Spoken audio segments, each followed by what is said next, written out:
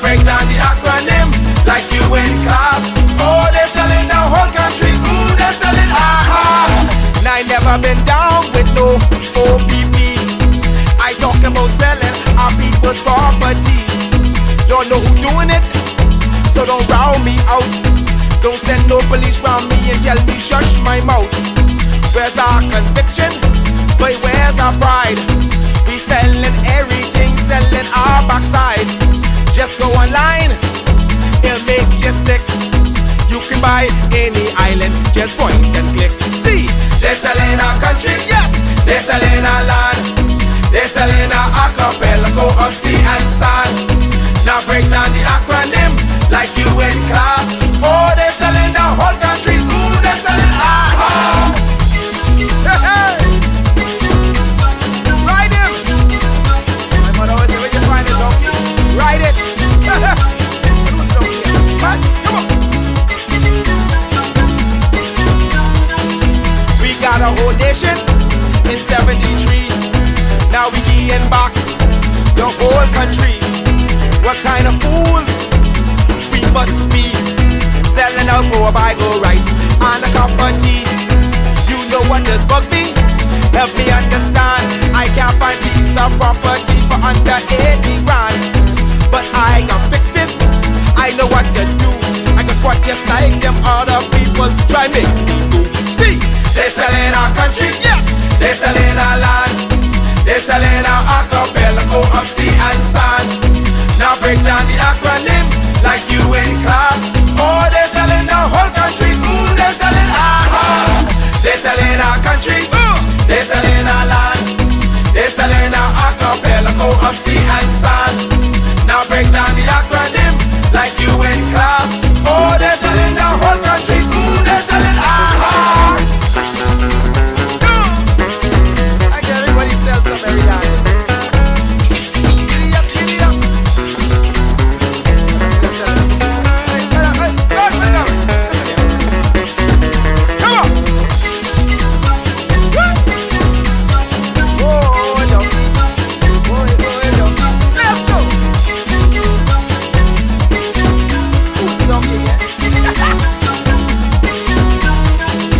They're selling one island, yeah, they won't keep. What gonna be left for you and me? It's just the example, what's our kids to do? You want them have a sense of pride, or go selling too. Cause they're selling our country, yes, they're selling our land. They're selling our archipelago of sea and sand. Now break down the acronym like you in class. Oh, they're selling the whole country. They're selling aha. They're selling our country, yes, they're selling our land. They're selling our archipelago of sea and sand. Now break down the acronym like you in class. Oh, they're selling our whole country. They're selling aha. They're selling our country, yes man. They're selling our land. They're selling our archipelago of sea and sand. Now break down the acronym like you in class. Oh, they're selling our whole country. They're selling aha. They're selling our country, yes, yes. They're selling our land. They're selling our archipelago of sea and sand. Now break down the acronym like you in class. Oh, they're selling the whole country. They're selling aha.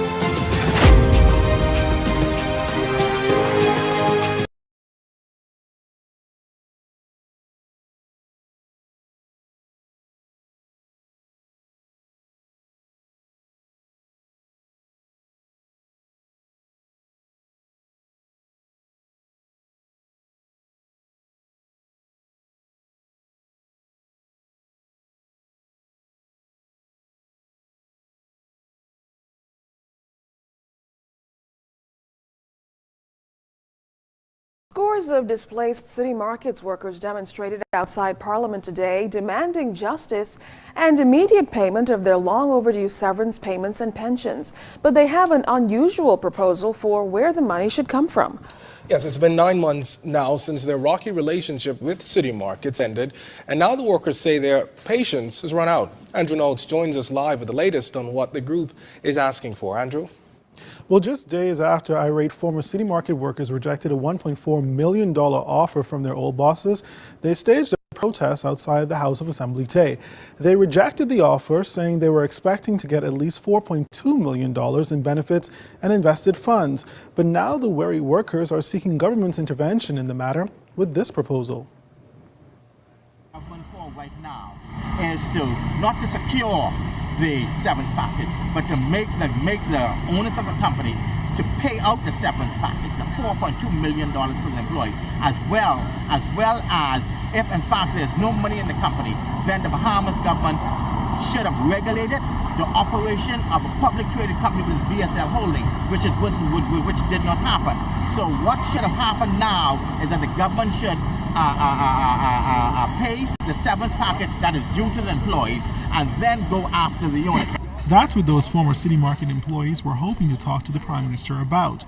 The group has been on a quest to secure severance and pensions since April, and they want the matter resolved. Spokesman Vance Law Turnquest is calling for an audit to be done on the pension fund. The group even now has an ally.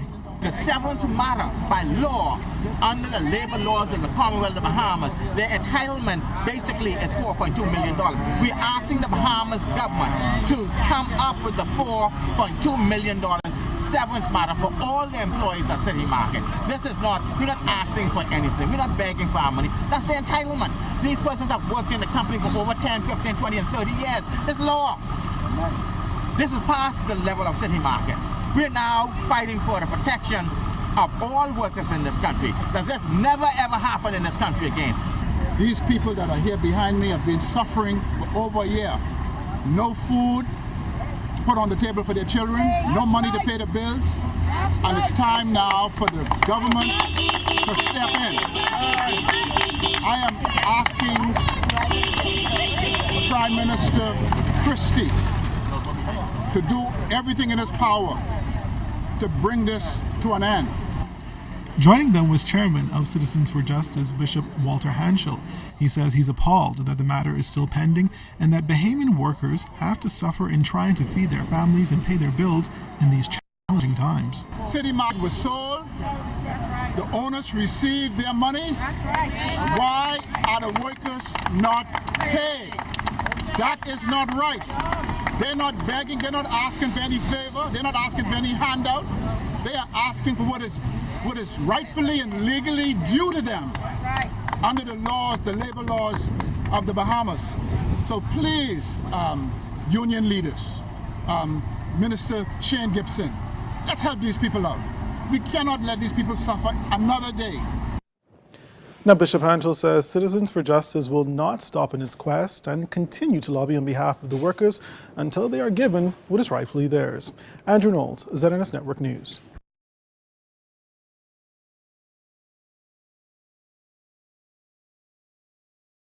Former employees of City Market have been embroiled in a legal battle since the food store chain closed in 2012 in an attempt to secure millions in owed severance pay and pensions. But Representative Vance Law Turnquest is expressing relief that firefighters were able to save that building as former employees continue to fight for their money.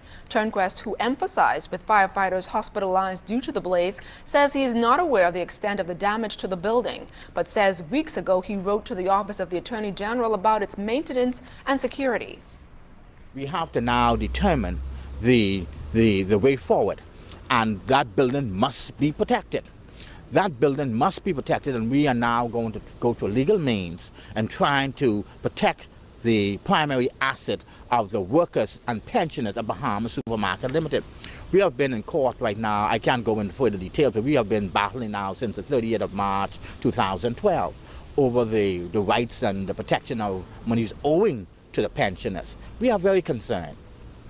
We have passed the point of concern for the the interests and the equity interests of the pensioners of Bahamas Supermarket Limited. Turnquist says they were about to plan a meeting for that location on Sunday at 4 p.m., but that will now be held at Arm Bailey Park. He says all 500 pensioners and members of the Special Executive Board are asked to attend as efforts are stepped up to handle the severance issue. The board, he says, recently changed attorneys and wants to gain control of all of its assets, including the warehouse appraised at $12 million in 2009. Attorney Richard Martin says they want to bring the long-standing matter to a close. Now, at some point, find a way to conclude this madness and to make sure that these people get their due, get all monies that owing to them. And we have to do that as soon as possible to prevent this happening again. As it moves along, the workers will know and the parties involved will know. And I guess everybody who are entitled would obviously get their entitlement.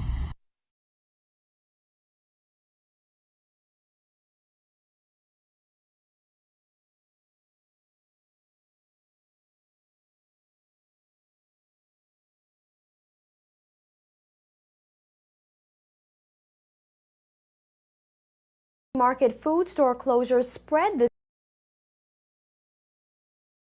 Finlayson, head of Trans Island Traders, which owns the food store, in the process of making a deal with another food store giant to take over the Ealing chain. Our Paige Ferguson reports.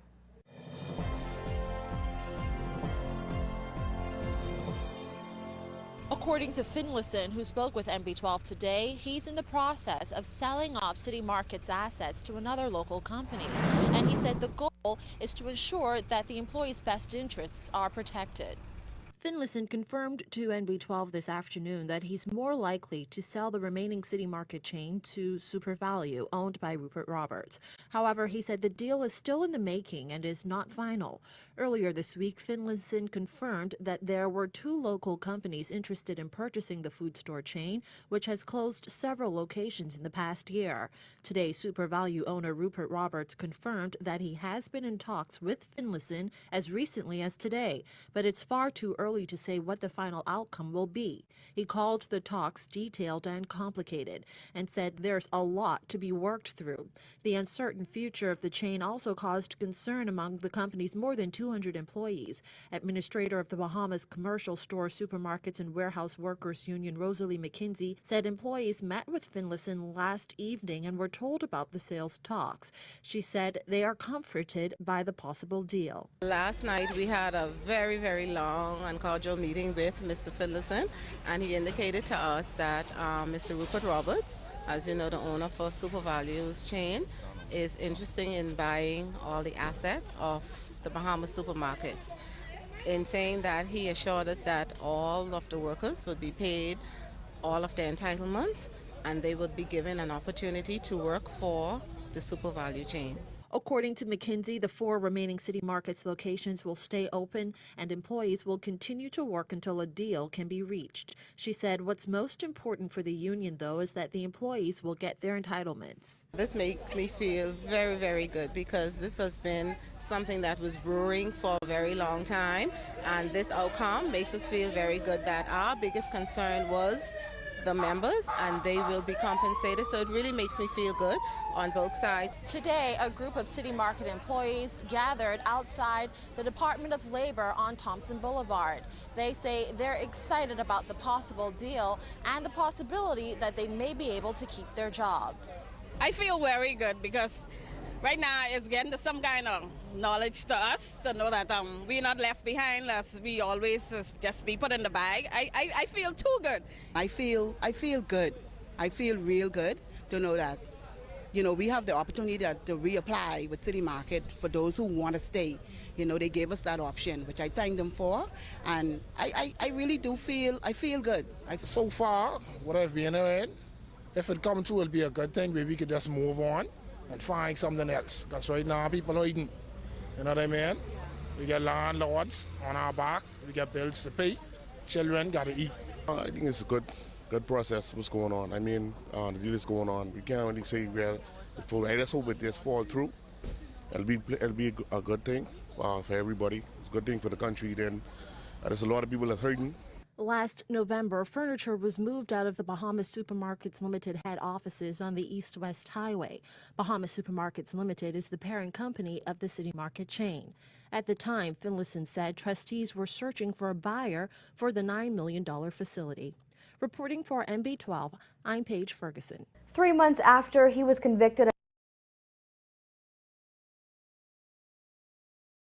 After nearly 2.5 years of uncertainty, former employees of the City Market's food store chain may be getting some monies owed to them by operators of Bahamas Supermarkets Limited. Spokesman for the employees, Wanslot Turnquest, today said that while he's not sure of the contents of the offer put forth to employees, he encouraged the employer to not only be considerate but honest. We are now asking for 100% of their severance and pension. The pension stands at 5.6 million and the severance at 4.8 million. We are also aware of the financial position of the economy at the moment. We also are aware of the disrespect shown to the workers of Bahamas Supermarket Limited. But we also want you to be aware of the pain and suffrage, and also that the law must indicate the rights of the worker, and their due diligence should be sought.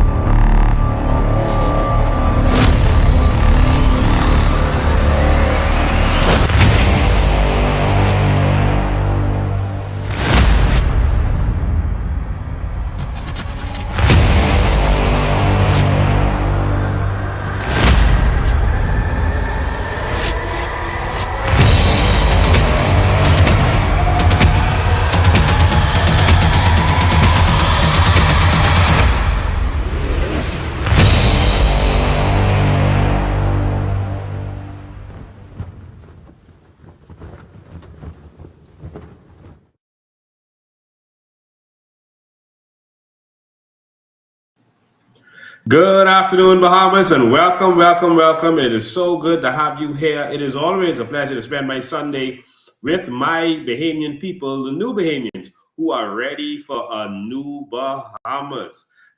Ladies and gentlemen, just going to run a few tests. Okay, we see that we're having probably some lagging as it relates to the video image. You are ready for a new. Okay, sounds pretty good. We're just running some tests there. All right. If there's any technical issues, you know, you guys are my technical producers watching this, so please let me know that you can hear and everything is good. All right. So thank you for tuning in for wherever you're tuning in from. We shared the live link on, we're on Facebook, we're on Instagram, we're on LinkedIn, we're on YouTube. And so we share Facebook and YouTube link. So you can watch YouTube on your TV or your device, and you can watch it on Facebook on your device. All right. And so again, welcome. And we have a serious conversation to discuss today. A very serious conversation to discuss today.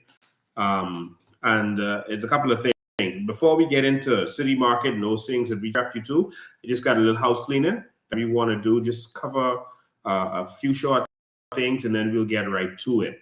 So thank you for joining from wherever you are, and please share, use your highlight followers to make sure to get the message out, because we know that they don't want this message to get out to the Bahamian people, but it's our duty to make sure that it gets out.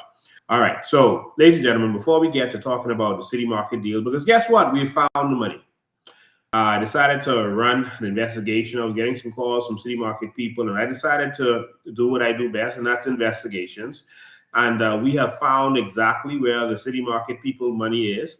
And we're going to tell you exactly where the money is, who has the money, and we're going to allow them to go after those funds. But the City Market money, the money from the robbery, we have located the money from that robbery of those persons. And so we'll reveal that here today to all of you to let you know exactly where we see that money is.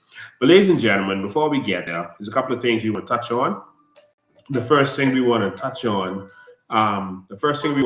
the phones are ringing already. Yeah, we are going to open the phone lines because we want you to hear from the city market person. So we're going to open the phone lines to let you hear from those city market persons also, who want to call in and tell us of their experience, where they are, what they're going through, et cetera, et cetera. All right. So I'm going to start this by telling you, I put that photo up there with Frankie Wilson, and I got to change it because it makes me sick.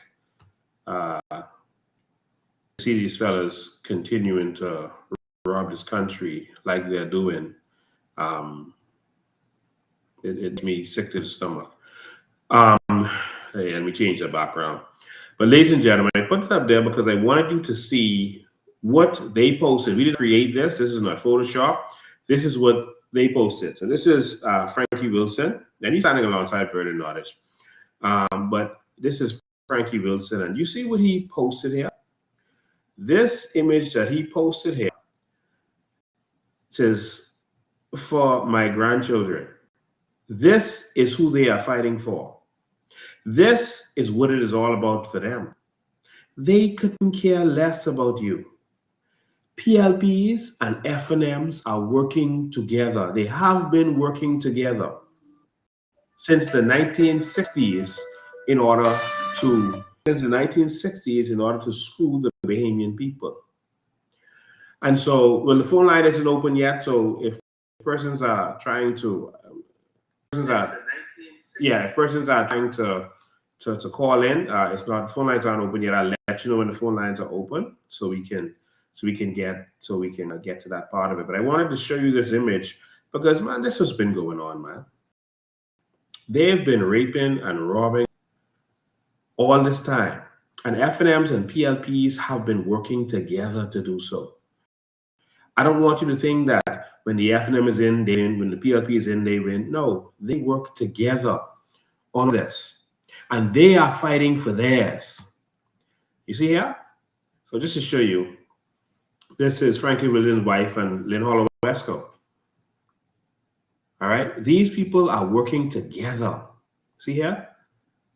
They're working together. They are friends, partners, business partners.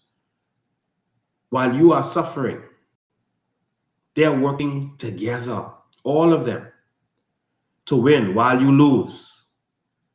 They are not against each other. They are working together for their common goal and pretending that they are separate. They win while you lose. I want you to understand that. That is the greatest trick that has been played on us. And the same people have been controlling this country for a very long time. I'll leave that there as we go on. Now, anytime there's a situation where Bahamians are being wronged in this country, Bahamians lose. Anytime that Bahamians are being wronged, Bahamians lose. When any of the oligarchs, black or white, are involved, the Bahamians are going to suffer unless there's someone to fight for them. I fought a lot of battles against the oligarchs. I fought our homes when they were breaking down homes in the Linden Pill and Sage Pinewood, Nassau Village area and stopped them. They couldn't break down another home since. They broke down a church and 10 homes. And I fought against them and stopped them. Of course, after that, mysteriously, I was attacked. They told them to pull me off a radio show. I walked away from that. I had business going down. I started having my reputation attacked after that point, like crazy. I was vilified, but I stood up for those persons who were going to lose their homes. So if one person is still in their homes because of my action, we've won and I'm satisfied. I'm more than satisfied. I'm happy. And I would do it again. I fought for the Seahawker victims. And by the way, no one thought we could win against those powerful people because I was PLP and FNM. I fought for the Seahawker victims back in the day. And that was, again, persons politically connected. You had the Sea Hauler, which was owned by persons connected to the PLP, and you had the United Star that was owned by the Hannas, connected to the PLP and the Minister of Transport at the time, in terms of bloodline.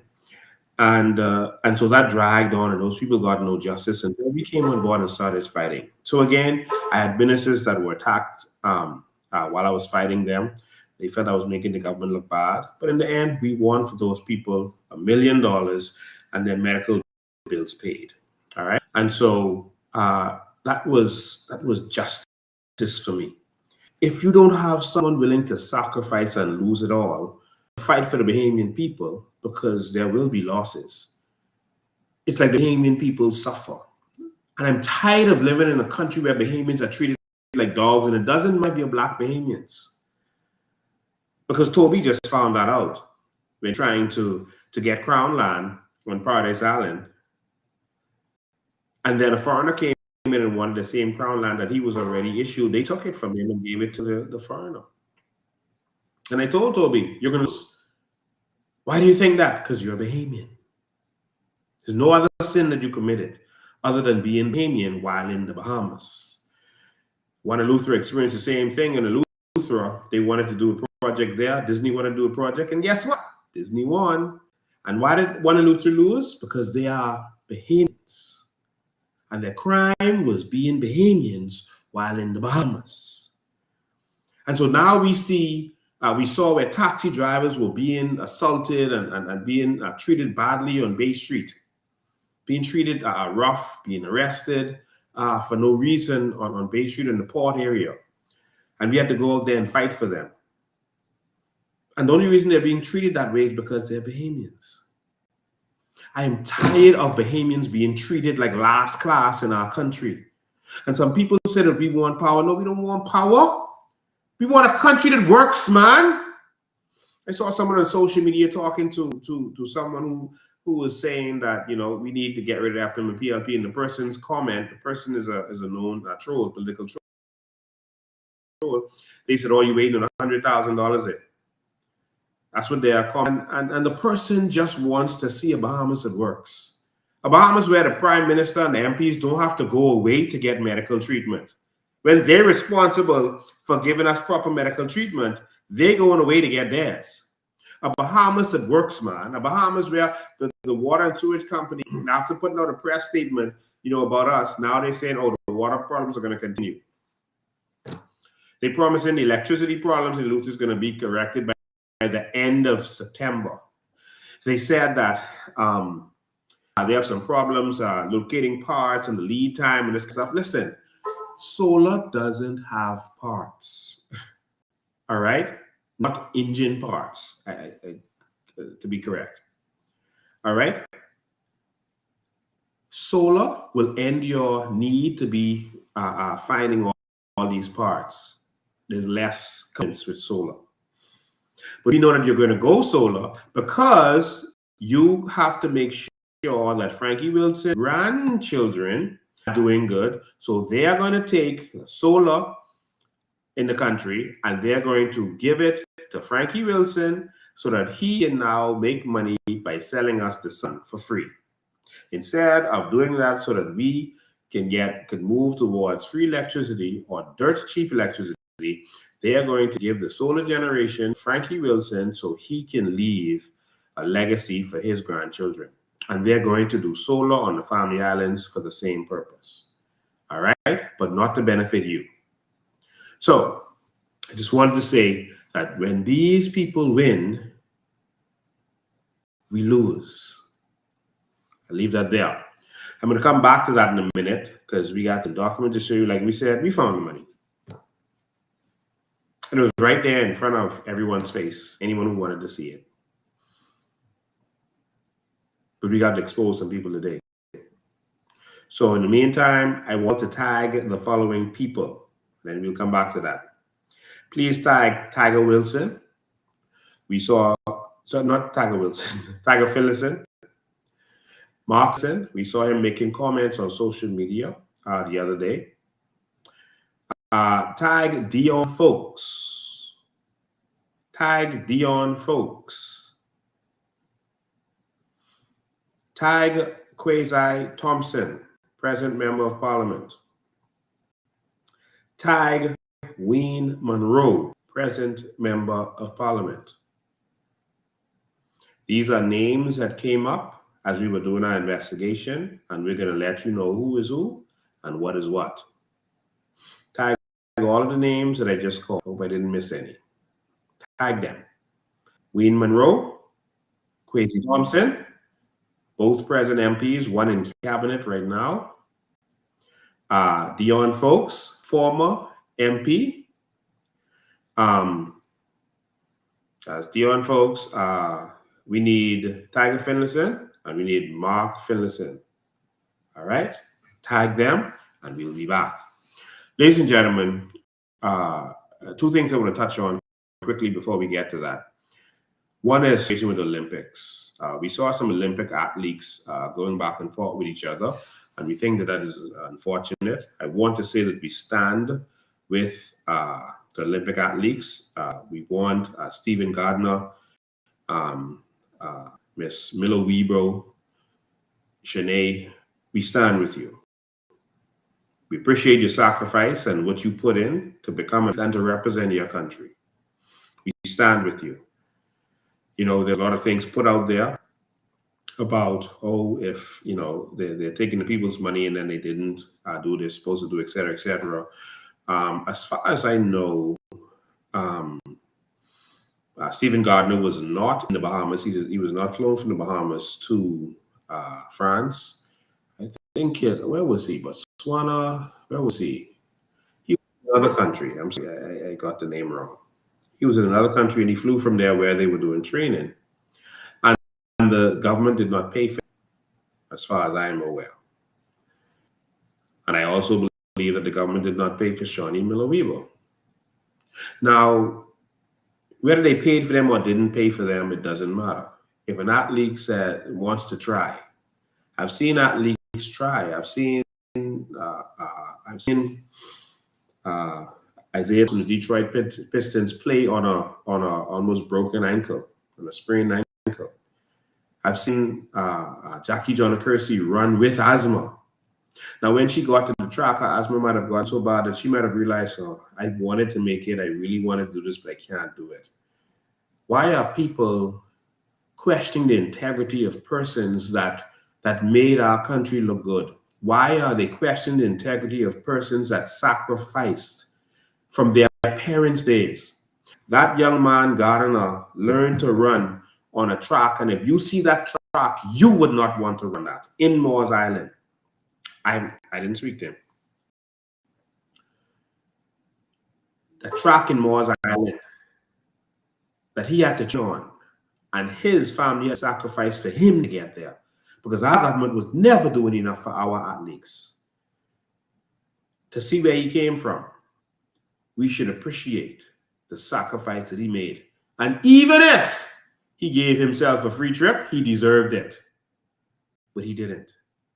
An athlete has a choice to come and give it a try. Even if they pull up on the blocks, even if they pull up in the middle of the race, even if they have to dive across the finish line, like Miss Miller Weebo did as her legs gave up, and she gave it her last.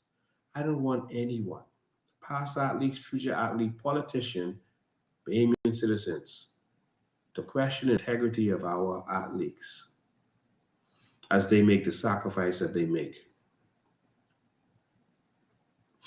I remember being in a choir, the E.P. Roberts Chorale, as I was young. I remember being in that choir. And as I was in that choir, we went away to sing to Disney World. We sang all over Florida. We sang in the Disney World Parade, a Bahamian choir. No help from government. We sang, I think we did SeaWorld. We did all kind of stuff. I was young. I was like 8 when we was doing this stuff. And up to when I haven't, someone saw us at Disney World and said, hey, y'all need to sing in Australia's a big event there. It's World Expo, 1988. And going there, we needed to raise $70,000 in order to go. And that was a miracle. And we sang everywhere. We sang everywhere in this country. The story is in my book, Identity Crisis. Please go and read it. We sang everywhere, and we actually raised more than that. We raised $90,000. And then I'm told after that, we were given another probably $10,000. So we ended up with $100,000. And that's what we raised as little kids. And the government wasn't doing nothing. I'll never forget the U.S. ambassador at the time gave all of us indefinite visas, and they helped us. They helped us raise funds. They helped us bring the U.S. I think it was Carol Ball Harlett, and she helped us raise the funds. I'll never forget that. So I may be named wrong. I was 10, 11 years old at the time. But she did everything she could. And our government at the time did not care about us. I want to say to all of you listening to this, there's no greater investment, PR-wise, than an athlete wearing your name on his jersey. Companies pay hundreds of billions of dollars to athletes to wear. Nike pays hundreds of millions of dollars yearly to Michael Jordan just to put a logo that looks similar and to use the Jordan name on their Nike shoes. No, Jordan doesn't own Jordans. Nike owns that. They pay him just to use that insignia. They pay athletes.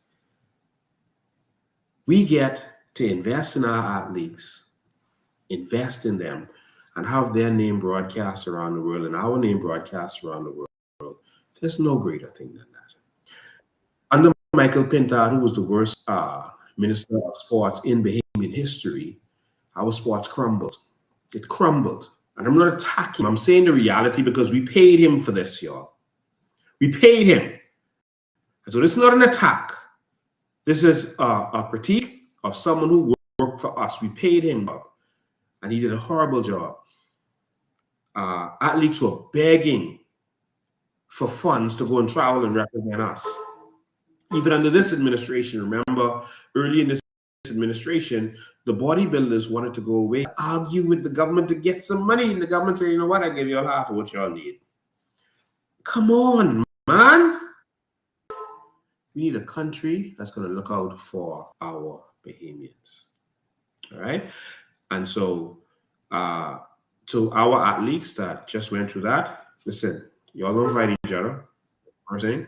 Secondly, to all of our athletes, we support you. And if the Bahamian people chooses, there will be a new generation of leaders who will see the value of the cultural identity for our young people and invest heavily in it, sports identity for our people and invest heavily in it. We are going to invest heavily from primary school in our athletes. Last thing I'm going to say before I move on. The Jamaican athletes are trained in Jamaica. The American athletes are trained in America. The Bahamian athletes are trained in America. St. Lucia, the girl just won. Where was she trained? In America. And they always make note of that. They say, okay, she goes to the University of so-and-so. We're going to train our athletes right here. We're going to do them young, and we're going to have a sports program where persons from other nations in this region are going to want to send their children to school in the Bahamas. That is coming if you choose for it.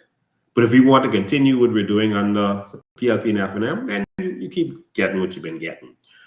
Disappointed and do better, but you'll see what happens. So congratulations to all of you who put in your hard work. Sometimes you lose before you win. Be strong. All right? Don't give up. Be encouraged. Go and work harder next time and bring home the goal. We are with you. You don't always win from the very beginning, but you win and you don't always win. Sometimes you lose and sometimes you lose big. And sometimes you get injured and you get injuries. That's a part of life. Be strong. Don't give up. Keep pushing. No matter what you are going through, no matter what you are faced with, you use this as motivation to get stronger next time. So to all of our Olympic athletes, looking forward to seeing you in 2028 and know that we're going to flood this country with gold. And as long as the COI is the government, instead of the politicians traveling in first class and living their best life, you, our athletes, are going to live your best life because you are doing a work for our nation. It's a change of thinking. All right. So, ladies and gentlemen, the next thing I want to touch on before I get to City Market is some persons are in the Bahamas right now investigating. Some persons from England are investigating the police. So the police is on an investigation in the Bahamas. So the police, for the police. And of course, what's most disturbing about this is these people came after all the witnesses get killed.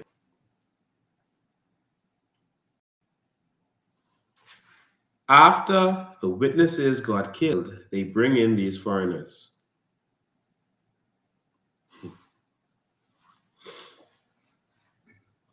After the last young man is slaughtered, they bring in these foreigners. Now I have to do a special live on this based on what I'm investigating and what we covered. Do a special one on this. But we just want I want every Bahamian to know that right now, as it stands,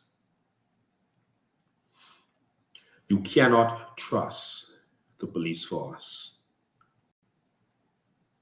That doesn't mean every individual. That means the leadership. The leadership of the police force is compromised. The entire country is witnessing this. I did a video before the last election where and people criticized me for it. I did a video where I told people that I have a serious problem with the deals that is being made with criminals, country that Brave is making with criminals. And I knew what I was talking about. Now you're starting to see it come to pass. I told you all what was going to happen should the PLP get in. All of this stuff is coming to pass right before your very eyes. Everything I say comes to pass. Now I have to do a special live just to focus on this so you see what is really going on. But the leadership of our police force is compromised and they need to step down.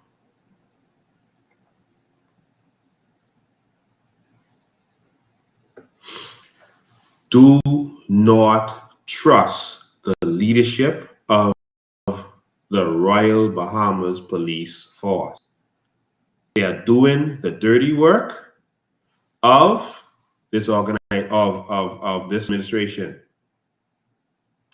Do not give them access to your cameras in your homes.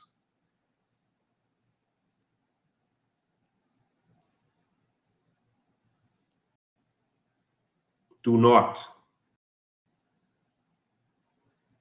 I'm not going to say why now, but I'm going to have a special live just to deal with that.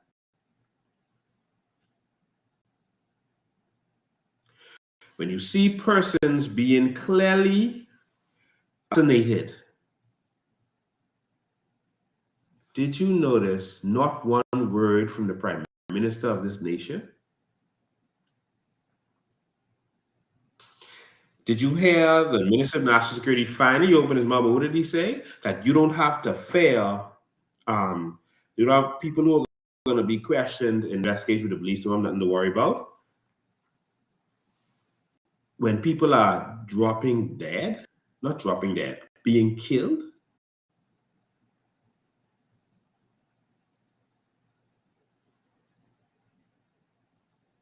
there was a man who was shot at the courts. He's still in the hospital. Who wanted him shot?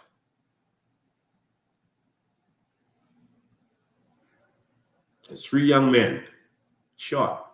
This is serious. The Prime Minister is saying nothing. The leader of the opposition can't say a thing because he associates with criminals. I didn't say allegedly. He cannot say a thing because he associates with criminals. This country is in a serious situation, and we need to fix it. Now, I'm going to have a special live just to talk of the state of crime in the nation, to show you exactly what's going on. But in the meantime, do not trust the leadership of the police force. Now, to be clear, I do not think that all police are corrupt. That is not the truth. That is far from the truth. The leadership is corrupt. There are some officers who abuse their powers. That's different from corruption. There's some officers who don't talk to people the right way. But there are a lot of officers who are very professional and who treat people well. All aren't bad, but of course, you shouldn't have none bad. And we don't have a situation where they can be investigated properly because they have the police investigating the police. And now they put SIB investigation and they bring in these English people. Yeah, just come in to see you all come in, man. Yeah, we can show you. Look at the file. Okay, you see it? Okay, good. Okay, go home. All right. You have the SIB investigating. SIB. Who does the work of the politicians? So every time you see us having a rally, SIB is sent there. Take a note of who is there for the politicians. Take a note of who is there. See what's going on. When we had our convention, SIB was standing up in the back. They wanted to be inside while we were doing the voting, and we had to tell them no. That's SIB. That's who doing the investigation. The ones who do the work of the politicians. Now, don't fall for that, yeah? Don't fall for that. The fact that BJ and Michael Johnson were not arrested and questioned yet, what kind of investigation is this? What kind of nonsense is this? There have been recordings of persons where there were immediate arrests. Their voice note going around, the police go and lock up the person, charge him before the court. They ain't bring in no English and have all these months and months going on and bring in the British and Scotland Yard and whatever. No. We have the voice note. You've not questioned the man.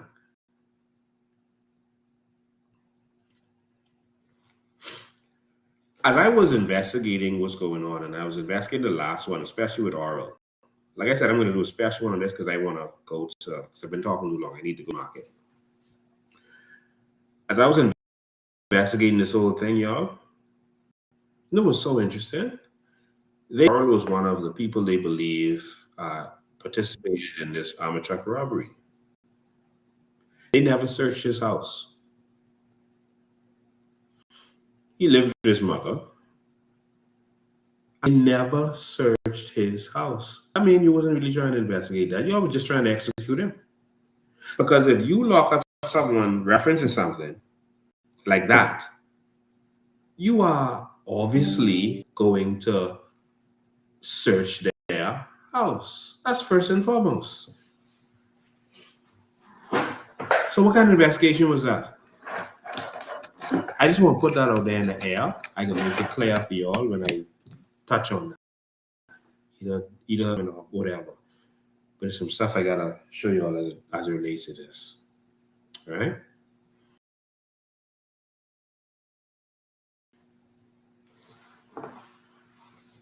All right, we're trying to get.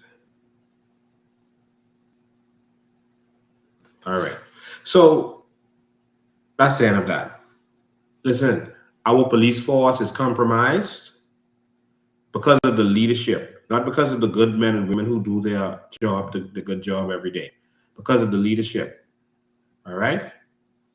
Good. Now let's segue on to city markets and what's been going on there. And then I'm going to open so stay with me today. It's a real show and we need your participation in this. City markets. Winn-Dixie decided that they were leaving the Bahamas. There was Winn-Dixie in Freeport and City Market here in Nassau. And Tiger Finlayson and those apparently saw an opportunity, And all of this that I'm saying to you is my opinion based on what we see in the public domain.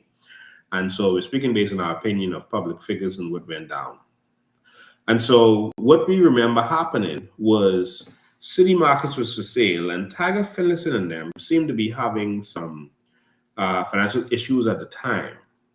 All right, they seemed to be having some issues at the time. They asked Hubert Ingram back in the day to sell shares in the brewery because they had liquidity problems. And Ingram said, well, the only way I can let you sell them shares is if you're in the public. And so that's what they did. Even during this period somewhere around there, Mark Finlayson was getting married, and information I received from reliable sources is that there was a liquidity problem, and that Neil C. Ellis had to pay for his wedding. All right.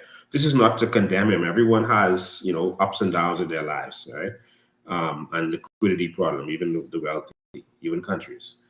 But this is to show you what went on at the time. And so Neil C. Ellis, I'm told, had to pay for Mark Finlayson's wedding. Okay. Around the same time, there seemed to be some opportunity to buy City Market. And City Market was sold to the Finlaysons, Abdab. Remember that? You're going to see it in documents in a second. Abdab was able to buy City Market with the Finlaysons for $1. They bought City Market for $1 and took on the debt. All right. What manner of deal is this? They bought it for $1 and took on the debt. And the debt means nothing, because if you put in a limited liability company, that company takes on the debt, not Mark Finlayson and Tiger Finlayson.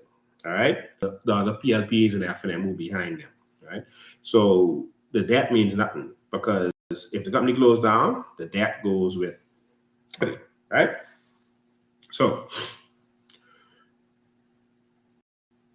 but there was cash in the company and they took it over for $1. There was a lot of assets in the company when they took it over for $1, including a pension with lots of money. And it seemed like the money from the pension started getting touched. And so the money from the pension started getting touched. And then the company didn't seem to be going nowhere. They brought back a bunch of police. They hired for security to a food store. They hired a bunch of retired police, Seymour and them, and they had a bunch of police, all right, to be security to the food store, all right? And a bunch of PLPs seemed to start getting involved and others, right? So if you remember City Market at the time, it was like they never really had they never had anything on the shelves. It was always empty, and like this wasn't really about selling grocery. And so as you looked at super value, sorry, not super value. If I miss and say that, I'm not talking about super value. City Market. If you look at City Markets at the time, it was like the shelves were always empty. It's like they never really took that over to really sell any grocery. And but you saw the pension money. Look like, what's going on with the pension money, right? So staff started the questions about that, and soon after getting it, the company started to go defunct. And again, that's not a condemnation. 9 out of 10 businesses are going to fail. I've had failed businesses, so that's understandable, right? But it seemed to be going defunct.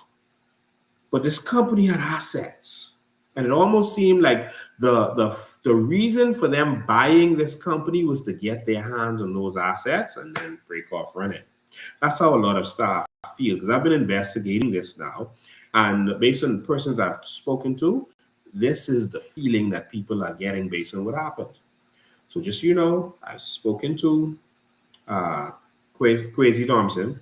I've spoken to James Thompson, who is a lawyer for these people, who was called a thief by Mark Finlayson. Mark Finlayson saying I gave him money and he taking it, trying to not give it to the people. All right. I mentioned that to James Thompson. All right. And But I spoke to him also, and I'm glad I spoke to him. I'm going to reveal what I discovered. I spoke to Wayne Munroe, all right, and so, and someone on our behalf spoke to Mark Finlayson, who basically said that he don't want to talk about it. Now, he was all over social media talking. When he heard it was me reaching out to him, he panicked. And I've discovered why he panicked. We get to that in a minute, but just want to put all of this. Someone says correct. You got the story right. They owe BFS over $2 million still. Wow. All right. And so, yeah. And so what started to happen was some strange things, especially after dumped. The building had value up to $12 million. There was valuations from $5 million up to $12 million for that building, right? But what I noticed was that Mark them seemed to be trying to sell that building to themselves. So the money in the pension was gone. And so they sold it, and there was money from the sale. I'm going to tell you where that money went and who has that. And then there was a building. And the building, they were trying to sell that. Let's go to documents. They were trying to sell this building. And this is in Bahamas. This is beyond belief what was going on with this building. And guess what? The building is still not sold. All right? I want y'all to pay close attention to this. All right? The building is still not sold. Still not sold. I'm going to show you the building. I'm going to show you the money. Who got the money? Let's go to the building. All right. This is the lawsuit. All right. This is the court, the lawsuit. All right. Here, this is a lawsuit in the Bahamas. Sorry, in Nassau, where AML Foods was suing Dennis Williams, who's now deceased, Rosalie McKenzie, or the first, and then they were also suing BSL. So that's Bahamas Supermarkets Limited. That's Bahamas Supermarkets Limited is Tiger Finlayson now. Retirement Plan Limited. So this is the retirement plan that the people were entitled to, right? So Winslow Turnquest is the man you saw in the news clips I played in the beginning. I know some of you just tuned in, but this is the gentleman who's been fighting for the people. So he's a defendant here. He's one of the good guys, all right? And Abdab Properties Limited. So they are also suing Abdab. So AML tried to buy that building, and that's when all this skullduggery came out. Because AML said, okay, we can have these people, we can buy the building. The building worth $12 million, and I'm going to show you what they paid for it. But okay, and these are lawyers. And so let's get to it. So this is the ruling. All right? This is the ruling. But I'll cut that down and I'll go straight to the chase. So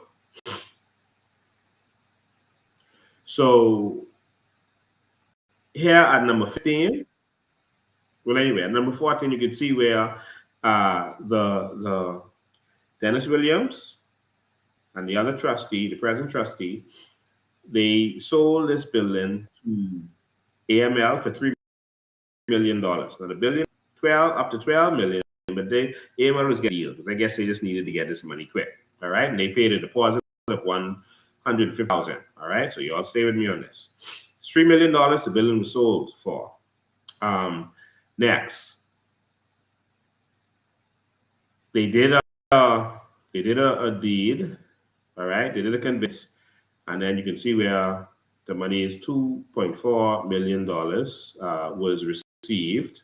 $2.4 million was received for the sale of this building, which was acknowledged. So $2.4 million already there for the people. All right. So $3 million. Sorry, I don't know. Consideration of $2 million receipt of which is acknowledged. So it's I guess it's 150 plus that. But anyway, it was $3 million. So either it's $3 million or 150 plus here. So I'll leave it at $3 million because that's what the agreement was for. So money is already there. So this money was paid for this building, but then there was a problem. Who owned the building, right? So this was AML suing them to get this money back or get the building. Now, here's where the problem comes in. July 5th, all right? By two unrecorded indentures of conveyance, referred to as the seller's conveyance. That's the seller's is that's CELL, not sell like an SEL, right? LL. Sellers is a company. That's Tiger Finlayson there. So they sellers, and then another conveyance to Abdab Group, right? To Abdab. Why were they trying to sell this building to themselves? Interesting. So you heard that? There was different conveyance from the AML1 that caused a problem, where before the AML1, Mark them appears to be trying to sell this building to themselves. It's dated January 16th, right? The date in which the first offenders were appointed trustees. So it looked like they appoint these new trustees. Dennis Williams was the lawyer for these city market people, and the other lady was a union representative. All right, so it looks like they were trying to fight to get this stuff done to do was right. So they say, okay, we can turn it over to y'all, but on the day that they turn it over to them, they clearly, it looks like Tiger Finlayson then went. Well, Mark Finlayson, it's Tiger, outside. Mark Finlayson then went and sold this thing to themselves, based on what we see in here. So that's on the date which the first defendants, which is Dennis Williams and them, were appointed as trustees made between Christine Turnquest Knowles and Constance Roll.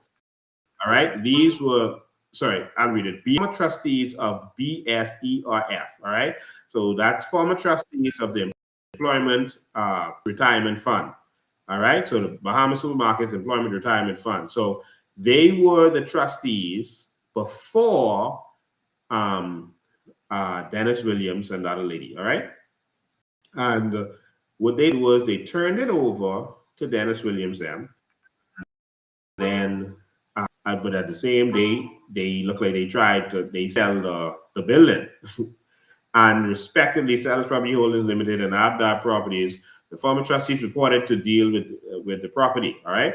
So here, by a consent order dated 16 June 2017, right, in which the first defendants were the plaintiff and Sellers Property Holdings Limited and Abdab Properties were the defendants. So in other words, Dennis and them sued Abdab, which is Mark Finlayson, Tiger Finlayson, them, and the Sellers people. They sued them in the Supreme Court of the Bahamas and ordered the Sellers and the Abdab conveyance, two conveyance now, for the same property, to be both set aside, declared to be null and void, and to be destroyed. All right? And that is because, I can't read the whole document, that is because they had no right to sell that because they were no longer the trustees at that point, and they should not have been dealing with it. By an unrecorded, unstamped indenture of conveyance dated May 1st, 2014, the 2014 conveyance, that's what they call it, which was not recited in the 2017 conveyance and made between Christina Knowles and Constance Roll as the then trustees of the retirement fund, as vendors, and the second defendant, RPL, as purchasers. Christine Knowles and Constance Roll purported to the property to RPL, a limited liability company that was a private company that was by Mark them, in consideration of the issue of unspecified number of ordinary shares in PRL. All right.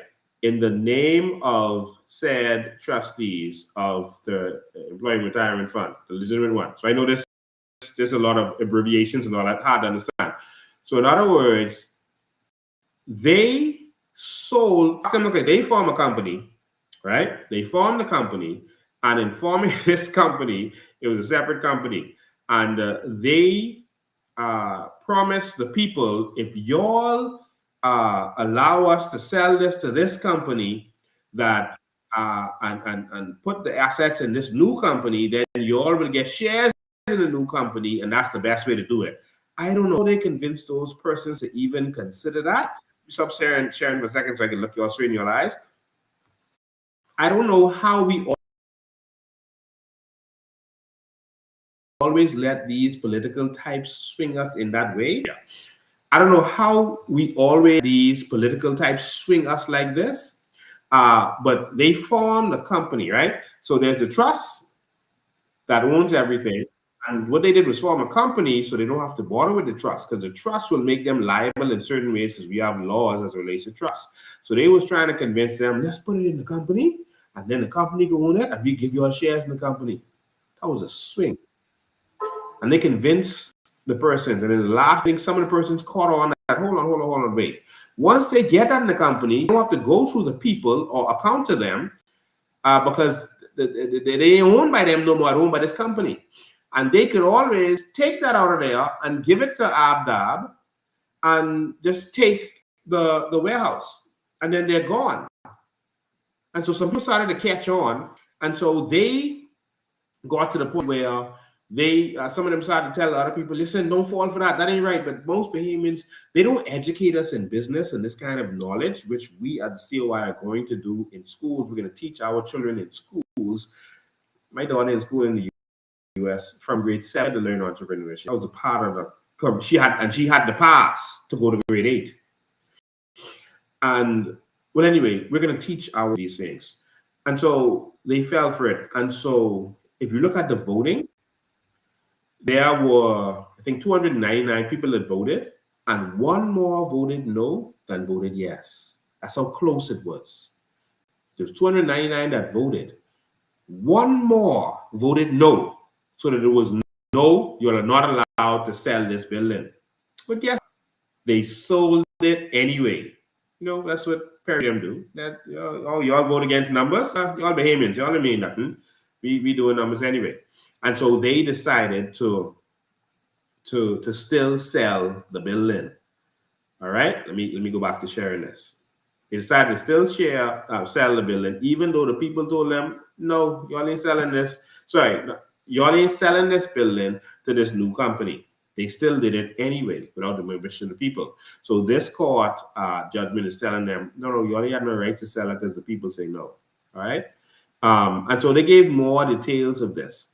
And so it seems to be that they tried that Mark Finlayson and based on what I'm seeing here, the conveyance is stamped void and it was of no effect, etc., etc. And if you look at all of this document, you can see where it seems like Mark them was trying to transfer this property to straight through, and they were selling this. And the reason the court was able to reverse this was, one, you see the votes here. Reportedly, of the trust, 2 beneficiaries, 148 voted to the scheme, and 151, that's 3 people, sorry about that, voted to remain with the trust so that the votes was not carried. All right? And despite that fact, they still sold the building. All right? But also, the court said that you always trying to sell it to yourselves for free, because you cannot sell it based on shares. You cannot sell a building based on the shares because there's no consideration because the company you formed had no value, and the shares had no value until the building was transferred. So you can't sell them the building on shares of the new company if the new company doesn't have any value until the building is there. And so the court told Mark Finlayson and them, y'all stop doing foolishness. That is null and void. Y'all trying to take this building. You can't have this building. And if you read this, you'll see where Mark Finlayson and them all through this trying to take the building. All right, so that's what it appears. At the same time, during this period, the government was trying to take our funds. Pericles and them was trying to take our funds to buy the building. You see? But it looks like they was going to take NIB money to buy this building. So they needed to first put this building in a private company so that that money could be taken elsewhere. That's how it appears. You understand? So we could get NIB to put up the money to buy this building. But if you didn't trust, then the people just could get the money. You have to give it out to them. But if you put it in a private company, the trust is empty. There's nothing in the trust anymore. You get it? So now that money that was paid by AML was clogged, and there was other transactions that was going on. There was several transactions with this one building. And it seemed to be the biggest transaction was they was trying to use our NIB money, steal our NIB money to buy this building, but they were trying to find a way to put this in a private company so that they could do what they wanted with the money and not have to answer to the trust. Naughty, naughty, Mark Finlayson et al. And so that's what they appeared to be doing. And so we pulled up a lot of documents that really showed what was going on with this. It's mind-blowing to see the people started to sue in the middle of all of this. They got some lawyers showed up from nowhere, and it seems like the people don't know who these lawyers are because Dion Foulkes and his law firm showed up. And all we see is Dion Foulkes, them taking money from this pension. All right? And folks look like he's working with Mark Finlayson now. But all kinds of checks were being written out from this. I'm going to show you. Y'all make sure you're sitting down for this. Let me pull this up for you. Make sure you're sitting down. All kinds of checks were Jesus. Okay, let me get everything in the file so we can go straight to it. Yeah, let's go with that. I'm gonna pull this up on the screen for you so you can see it. All kinds of checks were written from whatever money was already in the pension, and money was being siphoned from that pension like crazy. I'm going to pull it up to you right now. So we like to talk with docs.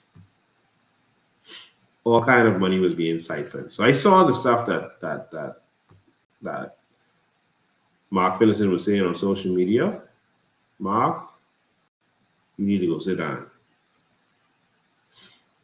Let me see. Okay, this should be it.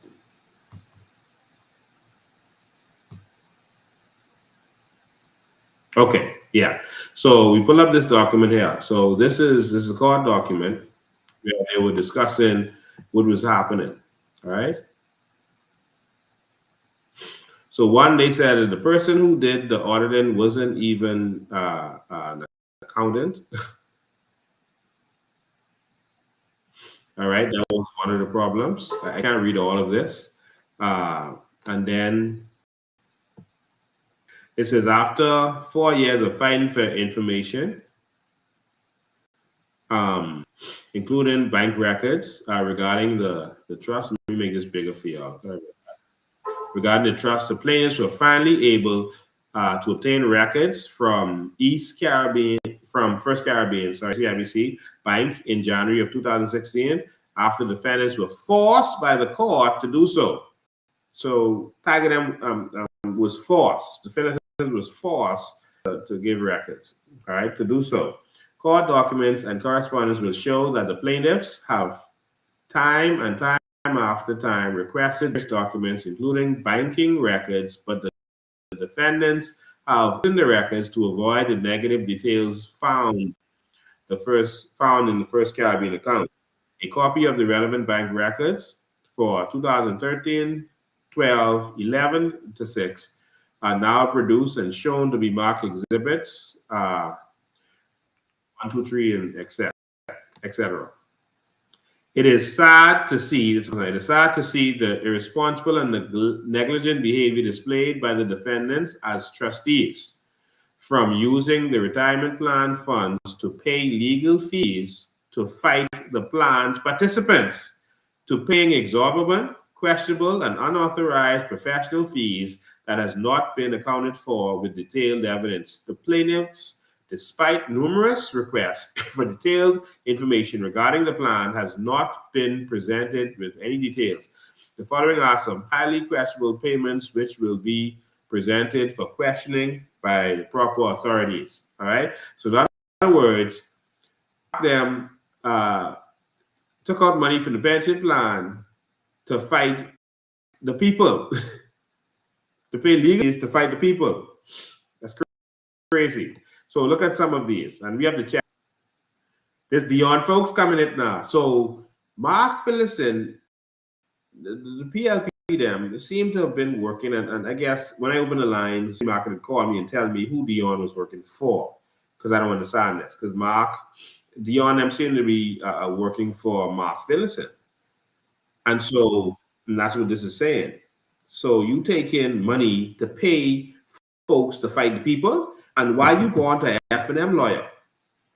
Why? Because all y'all work together. Remember Dion and Tommy, they work together. Tommy works close with PLPs, with Frankie Wilson and all of that. So just putting that in perspective for you. So payment of is bigger for you, so you can see it good. $100,000 to Foulkes and Co. for retainer. Y'all ladies, what kind of retainer that is? $100,000 to Foulkes and Co. for retainer. That's what they take out the pension money. Just so retainer, that's like we can just hold on them. We can bill you all as we go.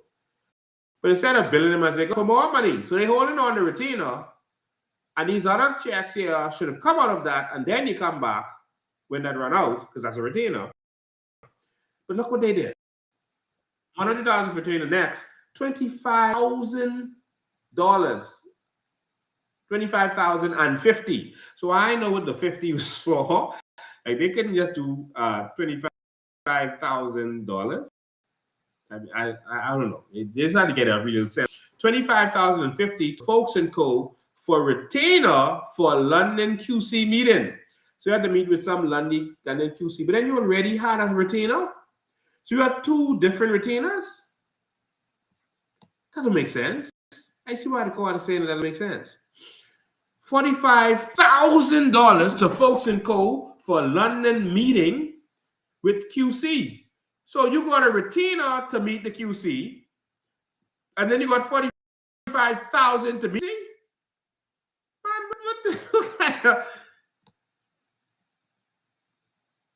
Now remember, money was already in the fund, and there was sale of assets that would have gone to this. And so it looked like they're trying to find some way to suck it out.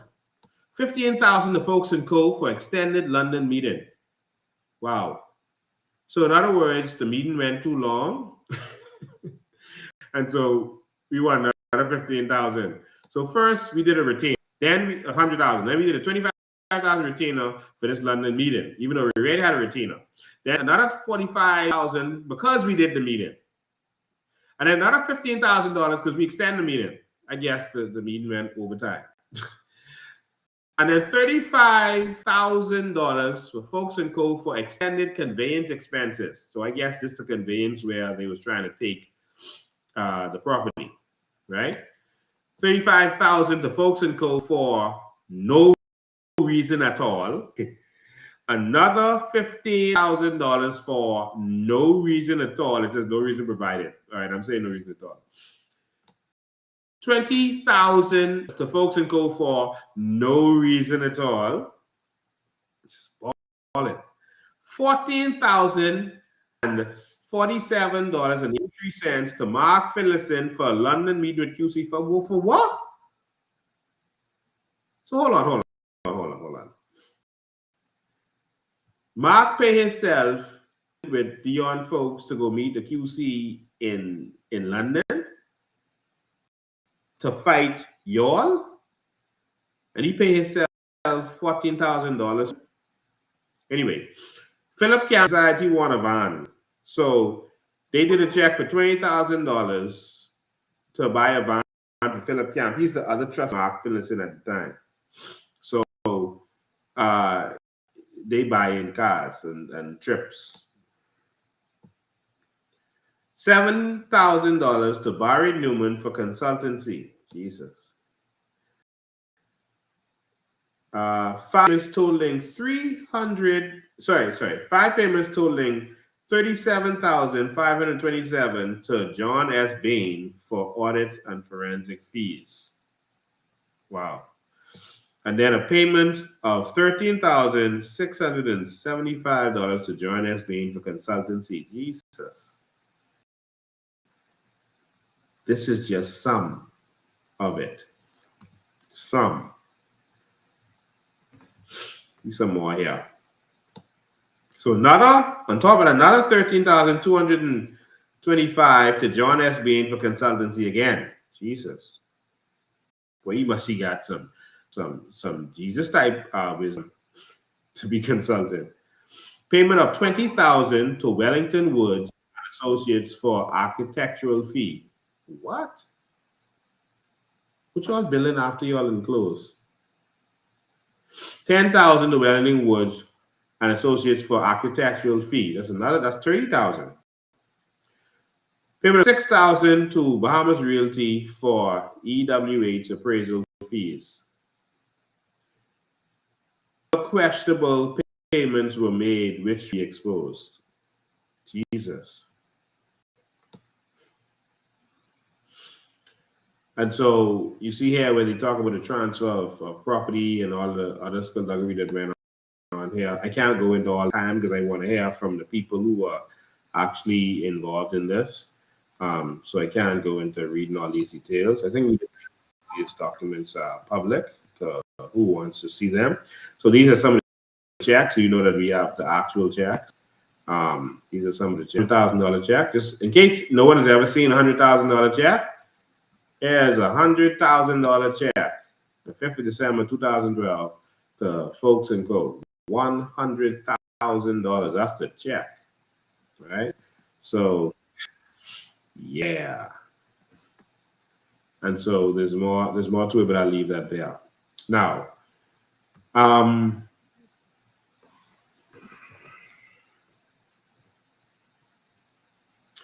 we started to follow the money.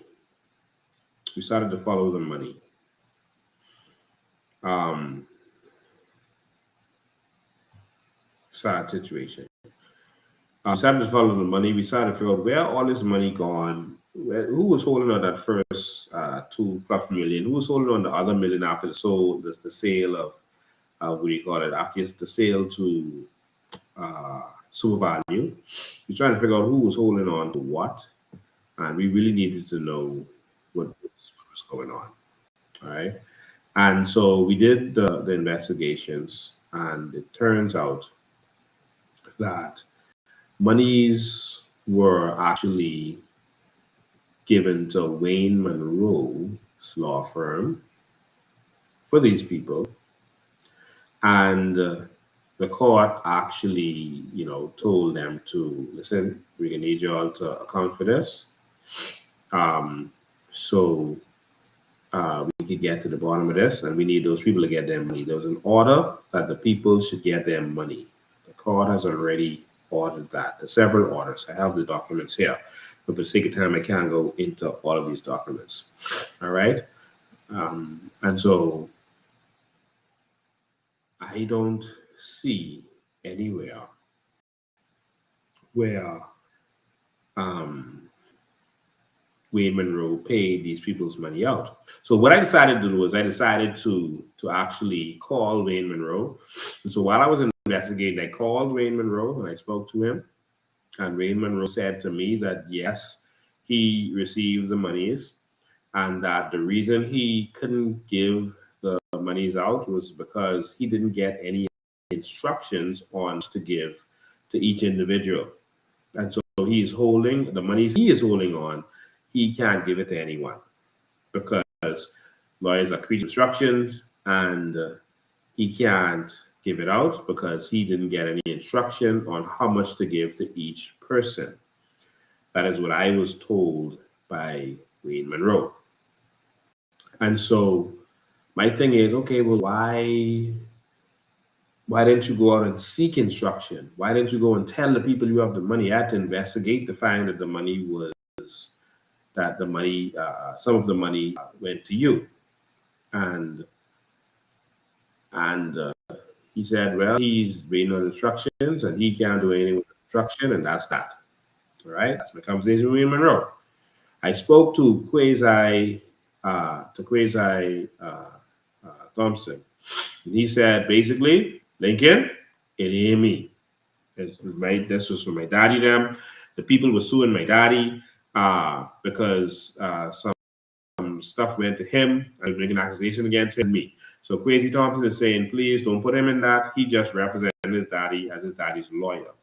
Some of the people said that their problem is that it was his daddy's law firm that was the lawyer, and Kwasi Thompson was working as a partner in the law firm at the time when the alleged skullduggery happened. And so how could Kwasi now be the lawyer for his dad in all of this? That's conflict of interest. Kwasi is basically saying, listen, man, I just trying to defend my daddy, but I ain't do nothing. So talk to my daddy. And so I did. I spoke to his father. I had 2 days of conversations. We went through paperwork, went through papers, and he was very accommodating. And basically what he is saying is that, in a nutshell, he gave me a lot of documents, et cetera, that I have and I've investigated. And basically what he's saying in a nutshell is that the case that he filed was for the non-union persons, all right, the persons who are not a part of the union. And so all of the persons who were in the union, they couldn't get anything. He couldn't represent them, all right? And so he said that he won a case against it for the people in Grand Bahama, which were non-union, and a couple of people in Nassau. And he said that he won a case and they charged, what's his name? They charged Mark Finlayson with contempt of court because they asked him to pay and he didn't pay. And they charged him with contempt of court. And to settle that, to stop him from going to jail, Mark Finlayson's father was told to pay, to give shares in a building that they own, which is the building Trinity on West Bay Street, right next to Rubis. If you know where the Rubis is, right on the corner of St. Albans Drive, that building right there. And he's saying that he took that building over and that from that building, he is paying persons their annuity. Now remember, the pension is an annuity, which means you get money every month. Well, before I get there, so he's saying that that's what he got for cost in that trial. He was owed almost $1 million in costs. I have the documents, and that there were some persons who were in that lawsuit who were owed money, and so were owed annuities, and so he was paying them annuity. Now he's saying that he's paying them off and he's using the other rest of the rent money to cover his costs. And some people have a problem with that because they're saying it's only about 2 or 3 people that he's paying out. And he's making it sound like he's paying off a bunch of people. I asked him about that, about the number of people, how much people you're paying. And he said, oh, these people want to be kept secret. So in other words, he wasn't saying the number. So it looks like he was being shady with that, although seemed to be upfront with a lot of other things. And so it seemed like that Trinity building, that the vast majority what's coming from that is going to him. Now, he also showed me documents, an affidavit from a contractor to say that the building needed some work. So he had to spend some money on it. And that he eventually even had to change the roof. And so a lot of the money that came from the rent went back to it still has a leak. And then the building is an old building. And so that's where he is with that. And so Mark Finlayson said on social media that he gave hundreds of thousands of dollars to this gentleman, Mr. James Thompson, to pay off. James Thompson says that he paid, he said that he got checks. He didn't get no money. He got checks with there were checks with specific people's name on it, and anyone he got a check for, he gave it to them. So you don't know why they're trying to say that he is stealing, right? Because Mark Finlayson called him a thief online, and so that's very bold of Mark Finlayson to say that. But that's what's been going on. Now the people are saying they ain't get no check, so they don't know what James Thompson is talking about. But there's money out there.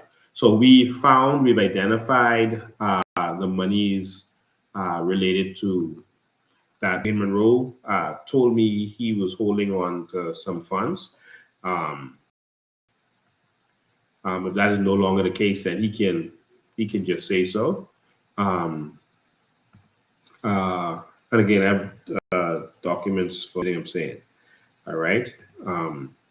So he said that he's holding on to some. No, I don't have any documents to show that he's holding on to nothing. But I mean the other stuff.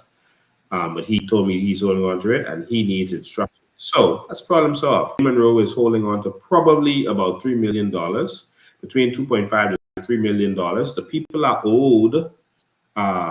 We heard about $5 million or so, and so that's half of the money right there.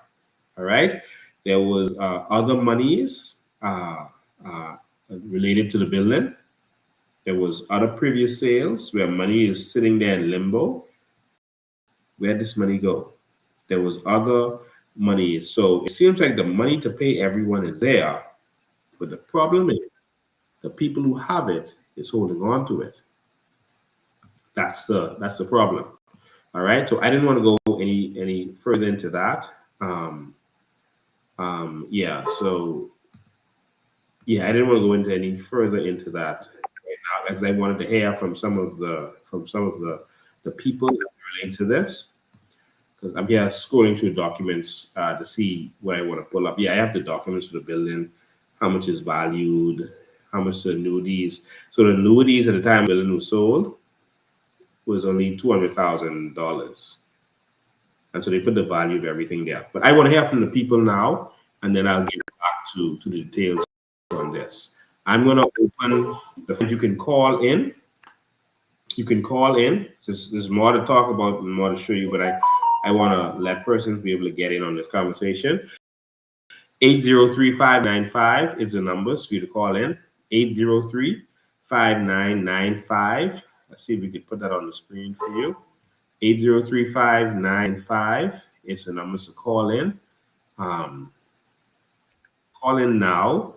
I want the people from Super Value to call in and say what they've been going through. 2 of those persons that were buried yesterday from Super Value. Over 70 of them have now died. Of the persons involved are now dead. I want you to understand that your estates can still get these funds. I want you to understand that. So we saw where we have checks where lawyers, Dion Foulkes, and all these other persons, even Dennis Williams, got monies from this.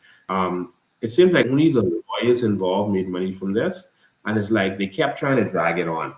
Another problem they had with Kwasi Thompson was they were suing his dad to get what they're supposed to get from him. And he keeps trying to drag the case on. Every time the case shows up, he's in Parliament. So the court can't override that. And so the case would drag on for years. They've been trying for 2 years now, they say. And even they have a judgment that's coming out tomorrow, they say. And Kwasi was trying to get that pushed back. And so that's the problem they had with him, And so call in and tell me what you think, whether you're a City Market employee or not. You can call in. If you're a City Market employee, call and let the Bahamas hear how you feel about all of this. I'm sorry, I had my volume turned down. Let me fix that so I could hear your calls coming through. Let me hear what you have to say about this and make sure my volume is up. 803-5995 is the number. How do you feel about Wayne Munroe having this in an account, if he does, for all these years with it building interest? How do you feel about the fact that he's a politician and that he should have been fighting for you guys? He had something called the Justice League.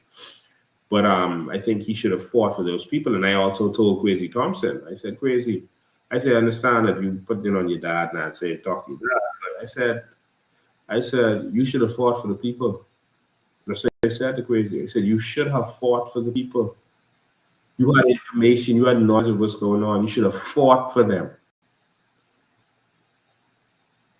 I am coming to investigate to find out this information. You have this information. You should have fought for the people. Oh, wow, no one calling. I guess no one here.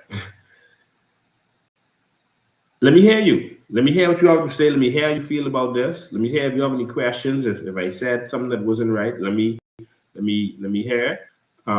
Let's talk. 803-5995 is the number to call in. 803, you can call regular call or WhatsApp call. 803-5995. That's the numbers. And so, how do you feel about that? Why is it that the Bahamian people are always, left when it comes to things like this?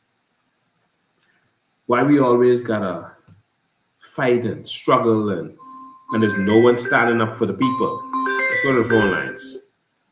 Good afternoon, you're live. Go ahead, caller. Hi, good afternoon, Mr. Lincoln B, and good afternoon, sir. How are you? I am awesome, man. Wonderful.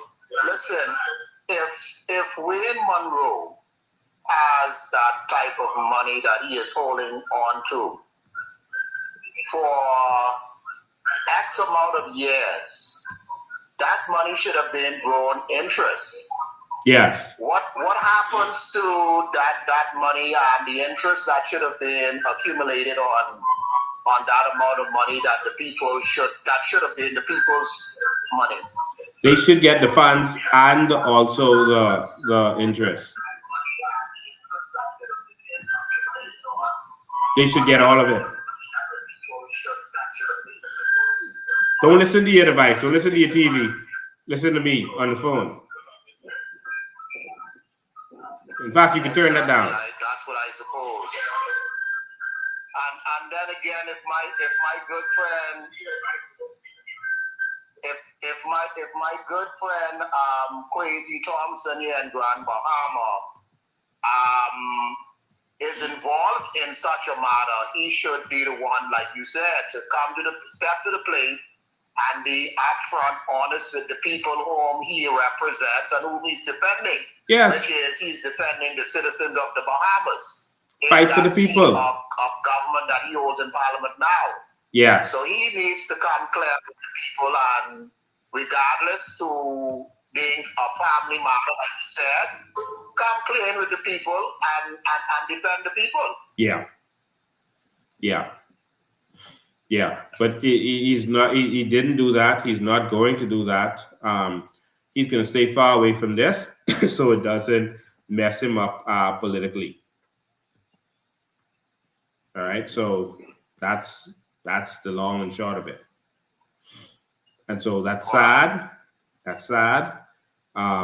But I just want to say to all politicians, you have to get to the point where you realize it's more important to fight for the people than having political advantage. Now, I know it's a big sacrifice fighting for the people. I've lived that. I know exactly what that is.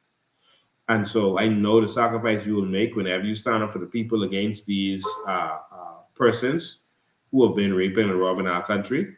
But someone got to do it. One more question, Mr. Ben. One more question. When your show first came on, I saw the clippings where these people has been owed now for what? That's been some 7 years since they was owed this money. No, more than that. And they were promised to get it. More than that. Wow. Because when I saw the show, I was wondering why you showing something that is maybe 10 years ago. Yeah. And government after government came publicly saying that these people would have gotten this money. Why is it then that the government hasn't ensured that these people get the money that is due to them. Yeah, the government's going to try to take the money from NIB by buying the building with NIB money. But first, they was doing this trick where they was going to try to put it in a private company. And, well, we know how they go. Man, that's demonic. Yeah. To find these people, some of them has even died who were waiting on this money for years and years, their pension funds. Yeah. That's really a disgrace. That's a disgrace on our government. Thank you so much, Mr. Dane. Blessings. Okay, same to you. 803-5995 is the number. Love to hear from some of the city market people if you all are watching, or anyone who's watching this okay, let's go to the lines. Good afternoon, you're live. Yes, good afternoon. Yes, how you doing? Okay. So you're caller number one. Let me just tell this other person to hold. Okay, caller, you're caller number two, so just hold the line one sec. Go ahead, first caller. Go ahead, first caller. Hello? Yes, go ahead. My problem is both governments being a party from this incident happened. Yes. We have a lot of people in city market who need medical funds, whose homes were taken away and stuff from them because of the payment, who need things for surgery and stuff like that. Both governments, I've been both governments. And before this happened, you have to Mr. Isaac, he ruled that everything was supposed to be okay. And the next couple of weeks he died, or next week he died. Wow. So why they couldn't finish the ruling? Why couldn't they finish the ruling? Yes. You understand? This case is already supposed to be closed, open and closed. Wow. You understand? This TLP and this F&M government, we have to get rid of them. We have to get rid of them because they're not making no sense. All they do now is for themselves. All for me, baby, all. Lincoln, if you send a job in this area, I can vote. Wow. I'll vote for them. Wow. I am so disgusted with this both parties. Wow. You know? Are you one of the victims? My husband is one of the victims. My husband. My God. We have plenty people dying. These young children. These widows. And stuff like that. And nobody looked back to say nothing. And being Munroe, he had that money. He had that money right there. No wonder when you call in Monk's show, he would not say nothing about it. He refused to talk about it. He knew what was going on. He right there, talking to me money to do for him and his family. I'd be surprised if they even have that money still there. Yeah. You understand me? It's not fair. It's not fair. And we need to get rid of all of these parties, but they're not making no sense. Yeah. Yeah. Jesus. I thank you for what you're doing for us, and I hope that this money come true. If they saying it's fair, he's talking, he's supposed to be knowledgeable. And the other Kwasi Thompson, he represents his family. He's put himself in the situation. Every time to go to court, he has to go to the house. Help the house. I hope these people learn sense. When election time ago, work them fucking out. Excuse my language. Yeah. Good afternoon. Excuse my language. I'm very hot right now. I understand. Okay? I thank you so much for what you're doing for us. Yeah. And so what we need to do now, y'all have to organize yourselves and y'all need to heat this back up. Go and have a protest at Wayne Munroe's office, whether it's national security or whether it's at his law office, because his law office holding the money. And so y'all need to get to that office and go demand your money. All right? Your money is there. All right? Some of it. Okay. All right? And so we have to organize and we have to not let this ride any longer. No, it's been too long. Yeah, it's been too long. And y'all need to get what belongs to y'all. As simple as that. Okay. All right? All right, thank you. All right. These fellas are millionaires. And I hate when they use their political power to clog things up. I want you all to know that, you know, it is so hard for the common man to get any justice in this country. And that's why I fight. And I hear people, castigate me and lie on me and say all kind of stuff and all this kind of. I don't have time for that. I've been fighting for the Bahamian people for over 2 decades now, and it's a lot of sacrifice. But God has always protected me, and God has always, even though I lose every time I fight for the people, He always multiplies me even more. I had to learn to keep it. I can assure everyone in City Market situation, everyone, that as soon as we come into office, that you are going to get what is yours. And we can take it from them. You understand? I'm not saying the details of how it's going to happen, but you will get what is yours. If by the election next year, if they don't get you all straight, or you're agitated enough to get it straight, and it just goes into election and you put the COI in there, let me tell you something. You're going to see me at the office of the Prime Minister, and you are going to get straight. Every single one. This is no political promise. How you know I can do it? Because I've been doing this. From the early 2000s, I've been fighting for the people. In that office, I can fight for the people even more. Good afternoon, you're live. Good afternoon, Mr. Bean. How are you? I'm awesome. How you doing? I am a former employee of City Market. Yes. I worked for City Market for over 35 years. Wow. And it really has been rough. I can see Mr. Bean Munroe have all that money sitting down in his office, and the poor City Market people has been suffering. Yeah. Is an empty and a lawyer. That is so sad. And to see on those checks, I so thank you for opening our eyes so the Bahamian people could see what really is going on. Yeah. Thank you for sensitizing us. Yeah. It really has been rough. Wow.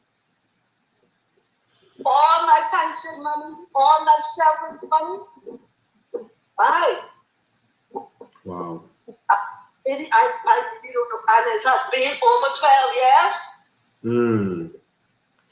And what one of the lawyers said to me was, when I was talking to him, Mr. Thompson, he is saying that he did a lawsuit for the people in Freeport who didn't have a union. And the people in Nassau who was unionized, and he did for a couple people in Nassau, but the people who was unionized in Nassau, he said is statute bar. And he said that is probably why they let this drag on so it could become statute bar. You understand? And he's saying that none of your lawyers in Nassau actually sued them to get this money. He is saying that they. I have a lawyer here in Nassau. Say again? So I don't know what is the problem. He is saying, and he repeating what he said, he is saying that your lawyers in Nassau, because you changed lawyers, he said your lawyers in Nassau never actually sued to get your money. He said he sued and he won against them in Freeport for the Freeport people.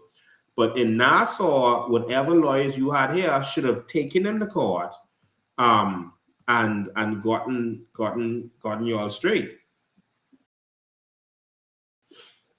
Well, Mr. Bain, I appreciate you and Mr. Vasdor Conquest and Mr. Glenn Adley. They've been fighting. They've been fighting. Because they're really fighting hard for us. Well, the fight ain't over. And I want you to understand, don't mind the statue bar thing. All right? Your money is there. And we ain't letting Munroe and Mark Finlayson and whoever else deal with that. That is not going to end like that. All right? When I fought for the Sea Hall of victims, their case was statute bar.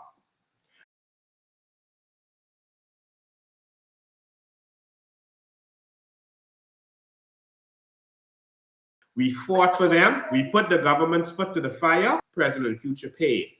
All right? And that was statute bar. I'm forgiving Dion Foulkes company or lawyer company all of that money. It is disgraceful. It looked like everybody was when Mr. Finlayson bring on the police and things, the watches and things, so we stealing all the time. They stealing all the stuff from us, and it's shameful. Wow. You couldn't go to the bathroom because if you go to the bathroom, then the police to the door. What? And all of the time, they stealing from us. It's disgraceful.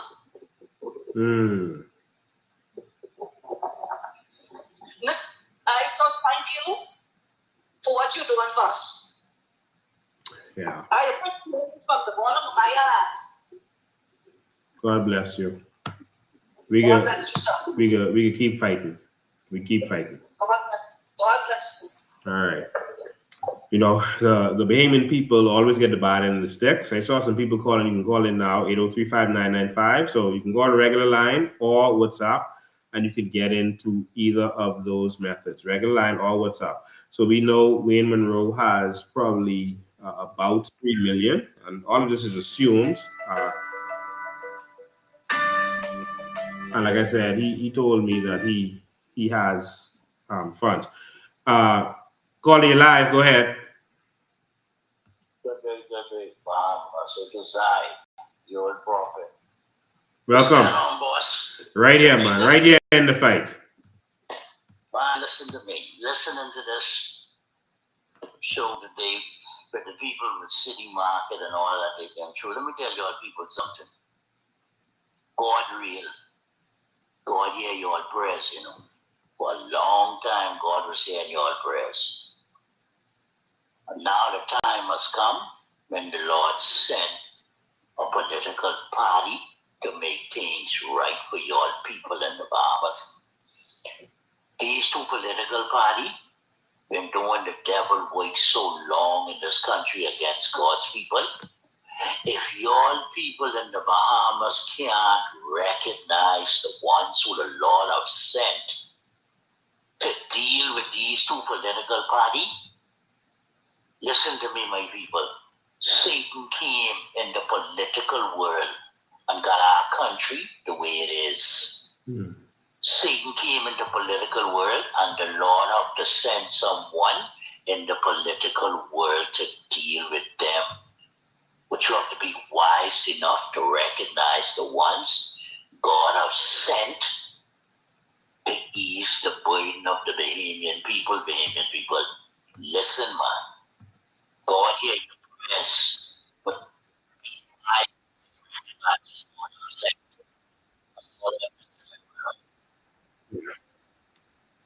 Okay, good. Yeah, my brother. Let me see if I can pull this document up for y'all to see. So let's say Wayne Munroe received 3 million. Let's see if we can pull this other document up. Well, the building, when they last appraised it, was 1.7 million, I think, or something like that. I'll get it for you. Good afternoon, you're live.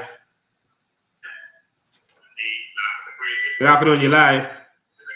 Hi, good afternoon. How you doing? I'm fine, thank you. Go ahead. Hello? Yes, you're live. Go ahead. I'm okay, Mr. Bain. What Mr. James Thompson said to you, but he filed a lawsuit for the people in Freeport to get their money. That's all lawyers didn't file for them. That's a totally lie because Freeport and Nassau came joined as one. So right then, that was a lie Mr. Thompson told you. Yes, I saw the documents where it joined as one. We joined as one because I'm the one who really started the case and put it inside court. Yeah. And I also spoke with the Prime Minister, and I asked him if he could only just help us to get just only our severance pay. He told me, say ain't nothing he could do because it's already in court. I said I know it's in court because I was the one who put it there. So I know what's going on. And Mr. Thompson was saying, but he had a few people, but he paying money too. Actually, Mr. Thompson really right now I'm saying he have but 3 persons he really paying those for that money out from the building in Nassau. Yeah. Mr. Thompson ain't got no bunch of people paying that money too. And that building, what he going to get? We told Mr. Thompson from day one we didn't want that building. Mr. Thompson went behind our back and take that building and put himself on that building as the beneficiary. So if one of us should die today or tomorrow, he automatically became the beneficiary and keep the people money. Okay? So there's a lot of things Mr. Thompson ain't being true with. And me, Mr. Thompson need to get this bar. And Mr. Thompson need to go to jail. Wayne Munroe, all them holding people money, all them need to go to jail.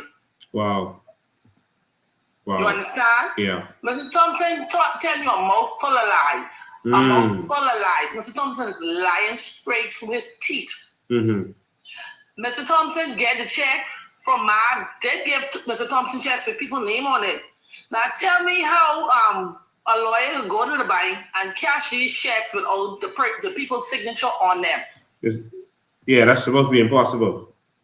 Okay, I don't know who he worked with inside the bank, but he got those checks with people's signature on them, and people didn't even see them checks.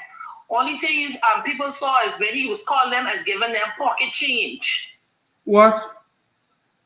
Okay, nobody see those checks. None of the employees see what was on them checks. Mr. Thompson did what he feel like doing with them checks. Wow.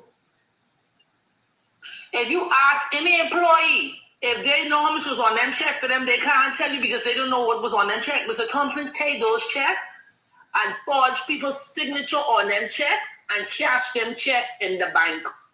What? On his account, yes. Nobody know what was on them check. No employee know what was on them check with my gift to him. Wow. That's just what he did. Nobody knows, no employee know the amount was on them checks for them. And I've been in that company for over 20 plus years. Mm-hmm. Because when they closed the company down in 2012, Mark gave us a letter saying ensuing weeks. What is ensuing weeks? Ensuing weeks don't tell you when are you going to get paid. No. Ensuing weeks can mean next 10 years, 20 years. Ensuing weeks don't say what day you want to get paid. Wow. And poor Rashad Martin right there, who's fighting as the lawyer now. Yes. From he take this case, he haven't received $1. What? I don't even think it's fair to him as a lawyer. It's not fair. Only money he was receiving is like some of us who have a little job and was able to make a little donation to him to help with whatever he needed help with. That's honorable. I can tell you, I've been doing this for over 20 years now, and it's a struggle, it's a sacrifice, especially when you're fighting these powerful people. So it's honorable that he is out there doing that, because that's his career. That's not my career. I just do this to help Bahamians. Yes, but he's supposed to make money from that, and the fact that he's willing to sacrifice and is sacrificing himself in order to help people, that is honorable, and we have to always remember people who does stuff like that. Yes.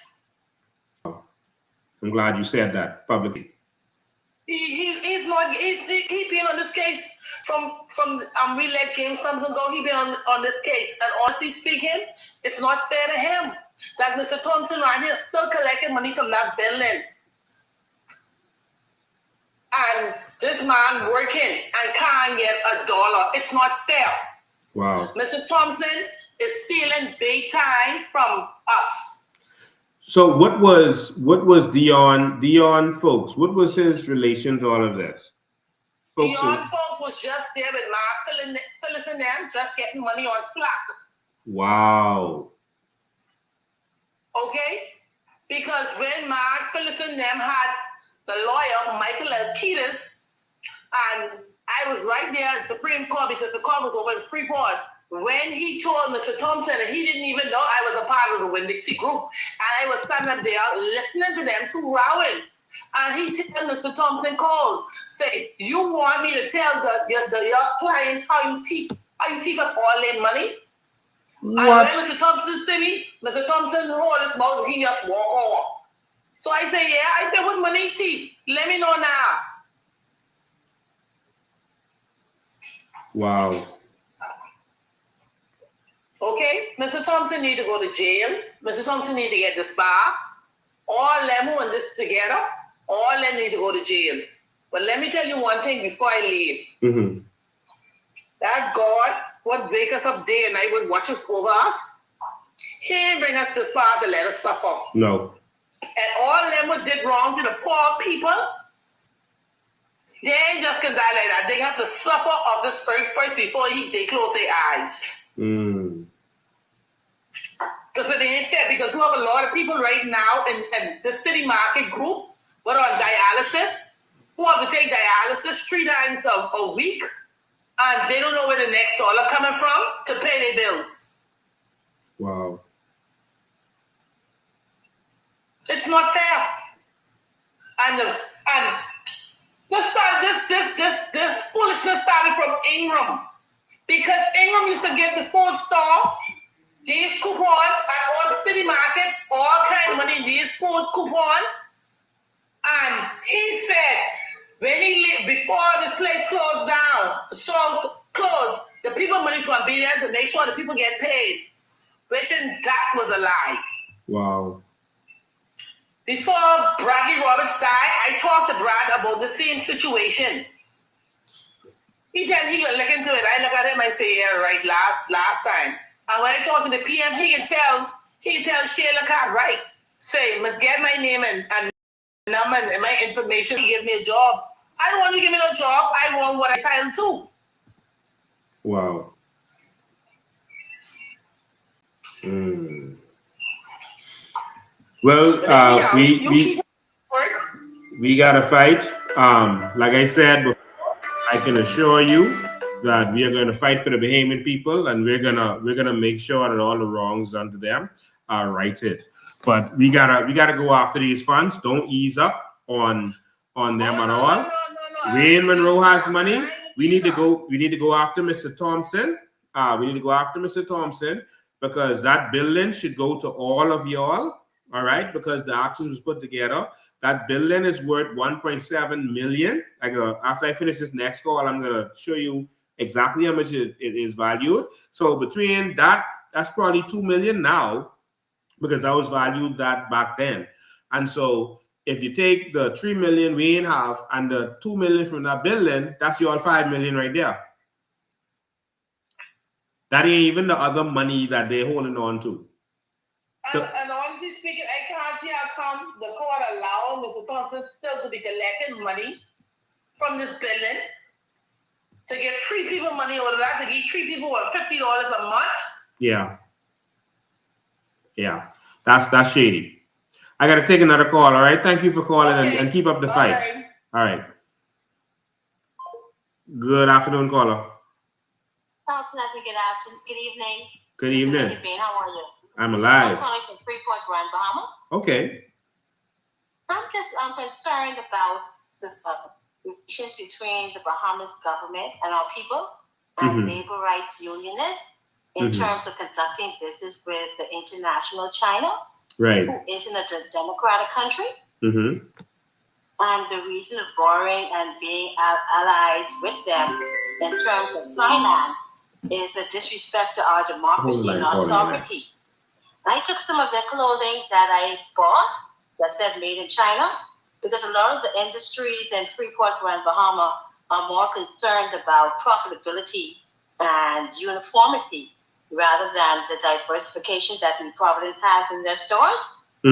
So the market is in a slump because everybody's seeking for that authentic look that cannot be found in Freeport.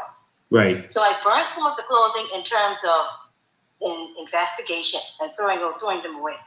And the product is what I sent you on your photo. Okay, I didn't see it yet. When you get a chance to see it, please discuss it, because I don't know if that's environmentally safe or sound to be placed on the bodies of our humans. Okay. So follow through with that for me, please. All right, I will. Thank you. Thank you so much, and enjoy your evening. You too. Good afternoon, caller. You live. Good afternoon. How are you, sir? I'm alive. I just wanted to draw something to your attention. Do you remember Lamont Pay the Bills? Lamont Pay the Bills? Yes. The lady that was collecting all that money from people back in the day. No, I don't remember. Well, anyway, you need to follow up on that because Wayne Munroe was the lawyer on that case, and it was a couple of $1 million. The woman had it in a fix, and a lot of people paid $500 into that. He was ordered to pay the people back their money because he got the money but never paid the people back. Wow. So please check that, please, because I am one of them, and he had $500 for me. Okay. That's Lamont Pay the Bills. This was an open case. Okay. Thank you, sir. All right. Yeah. So, let me just show you quickly the billing. Yeah. Let me show you the documentation on this billing. Just give me one sec. Let me show you the documentation on this billing.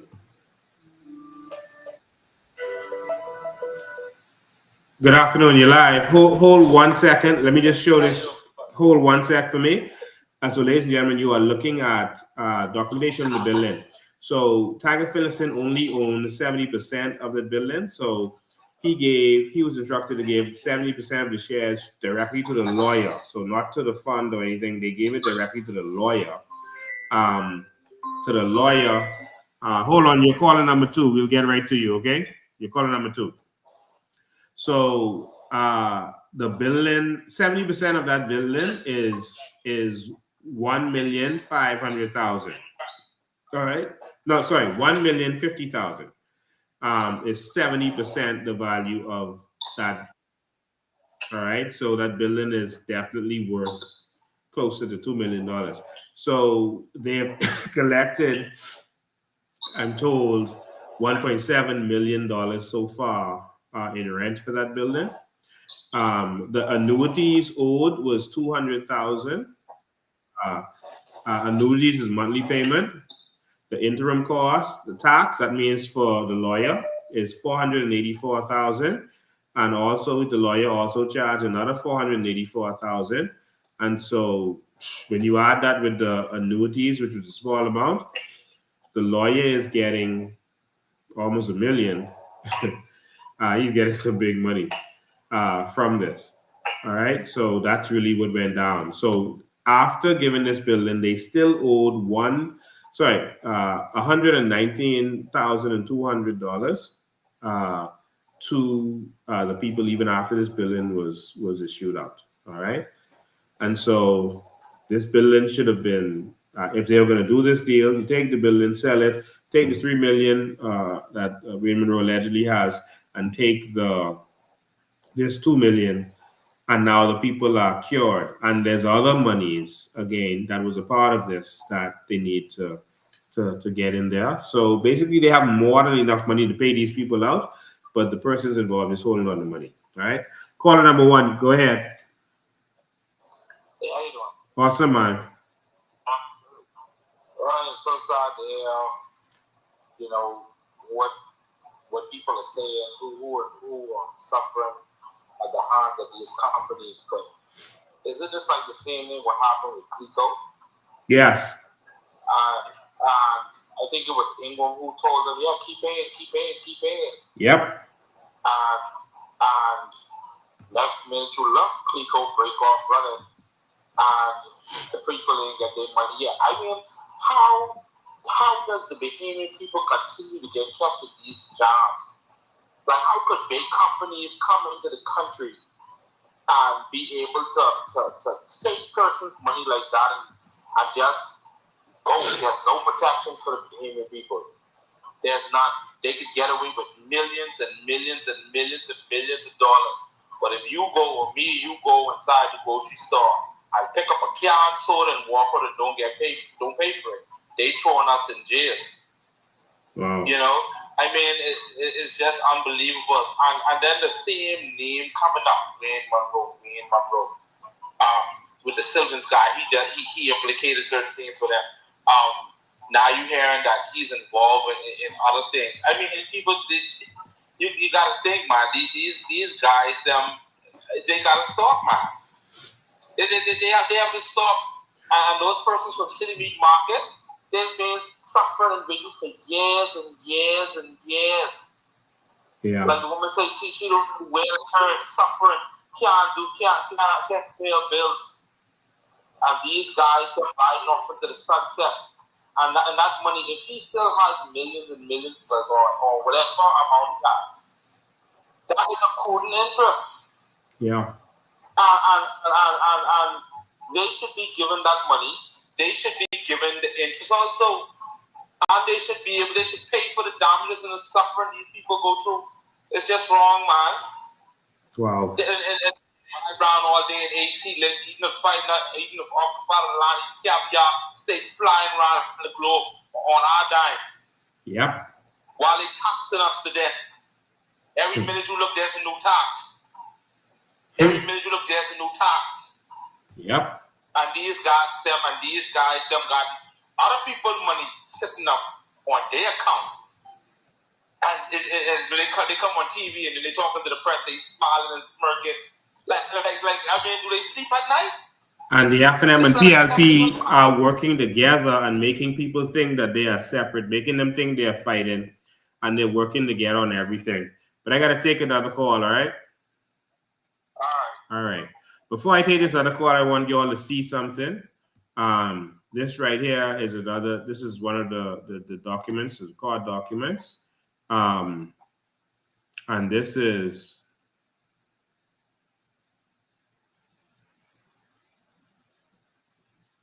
Yeah, this is a court document, and it says here that the defendants and all their directors where applicable, shall forthwith pay the plaintiffs, including all former employees of Bahamas Supermarkets Limited, City Markets, and or Winn-Dixie, who were entitled to severance only, the full amount of their, so I can't see this good, the full amount of their severance or redundancy pay as agreed at the Department of Labor by the defendants to be paid immediately upon completion of the transfer of sale of City Markets business and leases to Quality City Markets Limited. All right, so that money, they were demanded to pay these people immediately once that sale happened. All right, said that the defendants and or their directors were applicable, shall forthwith pay the plaintiffs, including all former employees of Bahamas Supermarkets Limited, Winn-Dixie, etc., who are entitled to severance and pension, the full amount of their severance or redundancy pay as agreed at the Department of Labor by the defendants to be paid immediately upon completion of the transfer or sale of City Markets business and leases to Quality Markets Limited, unless otherwise determined by such plaintiffs or the court. All right, so this is the kicker. That to ensure compliance with orders 1 and 2 above, all funds paid to Munroe and Associates, that's Wayne Munroe, for the Trans-Island traders and or the defendants deriving from the city markets shall be declared in an affidavit by Trans-Island traders, which shall be filed in court 5 days after service of this order, or Trans-Island traders and Munroe and Associates, and such funds are to be paid into the court. So Wayne Munroe was supposed to pay that money into the court. All right, Trans-Island traders, Wayne Munroe, and such funds are to be paid into the court by the defendants at the time of filing the affidavits, which shall be immediately served on the plaintiffs with a notice of payment into the court. So if Wayne Munroe them don't have the money, because the money was given to Wayne Munroe, according to this document, and I'll say allegedly, he was dealing with Trans-Island traders. That's Mark Finlayson there. So money was in Wayne Munroe and Associates, and this money that you can see it here that he received was supposed to be paid into the court. And so now either Wayne Munroe have it or the court have it. And he would have to show that he don't have it, that the court has it. You understand? And so he could explain exactly what this document means. And this was from the 15th day of July, 2021. All right? The documents. So Wayne Munroe could explain what this document means. Let's go to the next caller. Good afternoon, caller. You're live. Hey, good afternoon, Mr. Ben. How you doing? I am awesome, man. Boy, God go with you, Mr. Ben. God go with you. I just want the Bahamian people to take notice of this, Mr. Ben.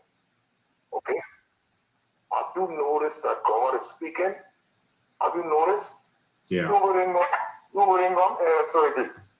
Where David Shaky Man going to the States. Terry Christie chest pain. You don't think they understand God is coming to them? God coming to them? You don't think they understand that? Come on, let's go now. Let the Bahamian people know this ain't no coincidence. This ain't no coincidence, Lincoln. It's real. Yeah. It's real. Clayton Fernando, they all know they're in trouble. They're in trouble with the Almighty God. They're serving the wicked, evil people. Lincoln, one of them to throw their hand in. Then they throw their hand in and come up front and reveal all the dirty what they're doing. One of them to do it, Lincoln. Yeah. But I'm telling you, Lincoln, thank God for you. I pray every minute, every hour, every second for you and the Bahamian people, especially that poor woman I see on the side of the road with her 2 kids Saturday. Lincoln, I know if you know about it, you'll touch it. You try to help her. But we have so much people suffering in this country, man, Lincoln, man. We really need you, man, Lincoln. Don't give up on us. Please. I'm begging you. Yeah. You know who I am. Don't Yeah. give up on us. I know your heart is be fun. Mine is be full, Lincoln. I only make it $2 a week, and I try to help. You know what I mean? I try to give up 20 cents. And everybody wants to get 2 white notes. Yeah. You understand me? Yeah, And man. that's what we Yeah. you know? But Yeah. anyway, thank God for you. Just don't give up on us, man. All right. Thank you. All right. All right. Good afternoon, caller. You live. Good afternoon, Mr. President. How you doing? Awesome, man. And good afternoon to the audience. Mr. Ben, what I like to find out is that all the people who already passed away, do you think that those people family should get that money? No, a person's interest never dies, and so their estate is their interest, and so their estate can get that money, which will then go to their family and friends. Not friends, sorry, their family, the next of kin. Okay, one more thing I have to say, and I'll sit back and finish listening to you. What all of those people need to do now, since that we are having all these foreigners suing the government for all this money, what all of those city market workers need to do is sue Wayne Munroe for holding this money all this time. He needs to be sued, and after getting sued, put in jail. Because he knew he had that money, and that people supposed to don't have that money long time. Okay? Thank you, and I'll sit back and finish listening. Okay. All right, so we need Wayne Munroe to explain. I'm going to release that document out there so y'all can share it around and ask Wayne Munroe where the money is. And also, y'all have to go out there and y'all have to pursue this hard. You can't let them get away. Now, Wayne Munroe, I heard that he isn't going to run anymore, so politically he doesn't care. But we need to go to Brave and make Brave fix it, since he said he cares about the people. Good afternoon. You're alive. Hey, good afternoon, my brother. How are you? I'm alive. Listen, it is always a pleasure when you come on and releasing true information to the Bahamian people. Mm-hmm. Let me say this. Boy, what is happening in this country right now? What is really happening in this country? If the Bahamians who really love God, love family, and love country, I cannot see any Bahamian, PLP, FNM, going in that boot and put their X to the PLP or the SNM. The spirit of corruption is so high in this country, my brother. The devil is a stronghold of corruption over this country. But you know what? We, the people, is the government. We have the power. And what you have revealed a while ago on Wayne Munroe, I see why they put, and folks, I see why they put Wayne Munroe and Hillary put him there as the National Security Minister. Imagine in this country, our National Security Minister name is being called up in all sorts of things in this country. This is our National Security Minister who's supposed to nationally secure us as Bahamians and this country. And his name is involved in all sorts of things in this country. You know, this is my suggestion when I hang up after this. This is my suggestion. The government, knowing all of this, the government paid out so much money to the Commissioner of Police when they brought him back, and also the deputy, and about 4 of them when they brought them back. The salary was not cut. They brought them back, promoted them, and then they sued the government and they settled that case out of court. They had no case. Well, guess what? The government now can take control, pay these people $6 million or whatever it is, $7 million, pay these people, and the government, if this was not a corrupt government, they would go after these people. But now, how are you going to go after the National Security Minister? And that's Philip Davis, this minister, National Security Minister. How are you going to go after him? It only takes the people to go after him. And remember, Wayne Munroe has stuff on Brave, so Brave can't really touch him. Remember the Wisefish brothers case where Brave Davis, he was, what was $100 million that he was taking from the Wisefish brothers. That funded the PLP at one point. And Wayne Munroe was representing one of those brothers at one point. You see, against Brave, it looks like.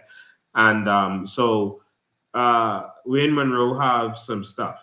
You know, Brave Davis tried to use our crown land to pay back the Wisefish brothers, the monies that was missing from whatever was going on, or to pay them to settle. He tried to use our crown land to do it. All right. And we still voted him prime minister. Just like how Perry was going to use the NIB to buy that pension building. But they was trying to put it in a private company so persons could run away with that money. That's how it appears to me, and that's crazy.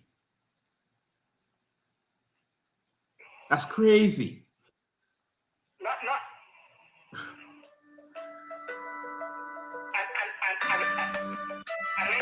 Yeah. What has happened? Remember, this government, listen, remember what they did to Bank of the Bahamas?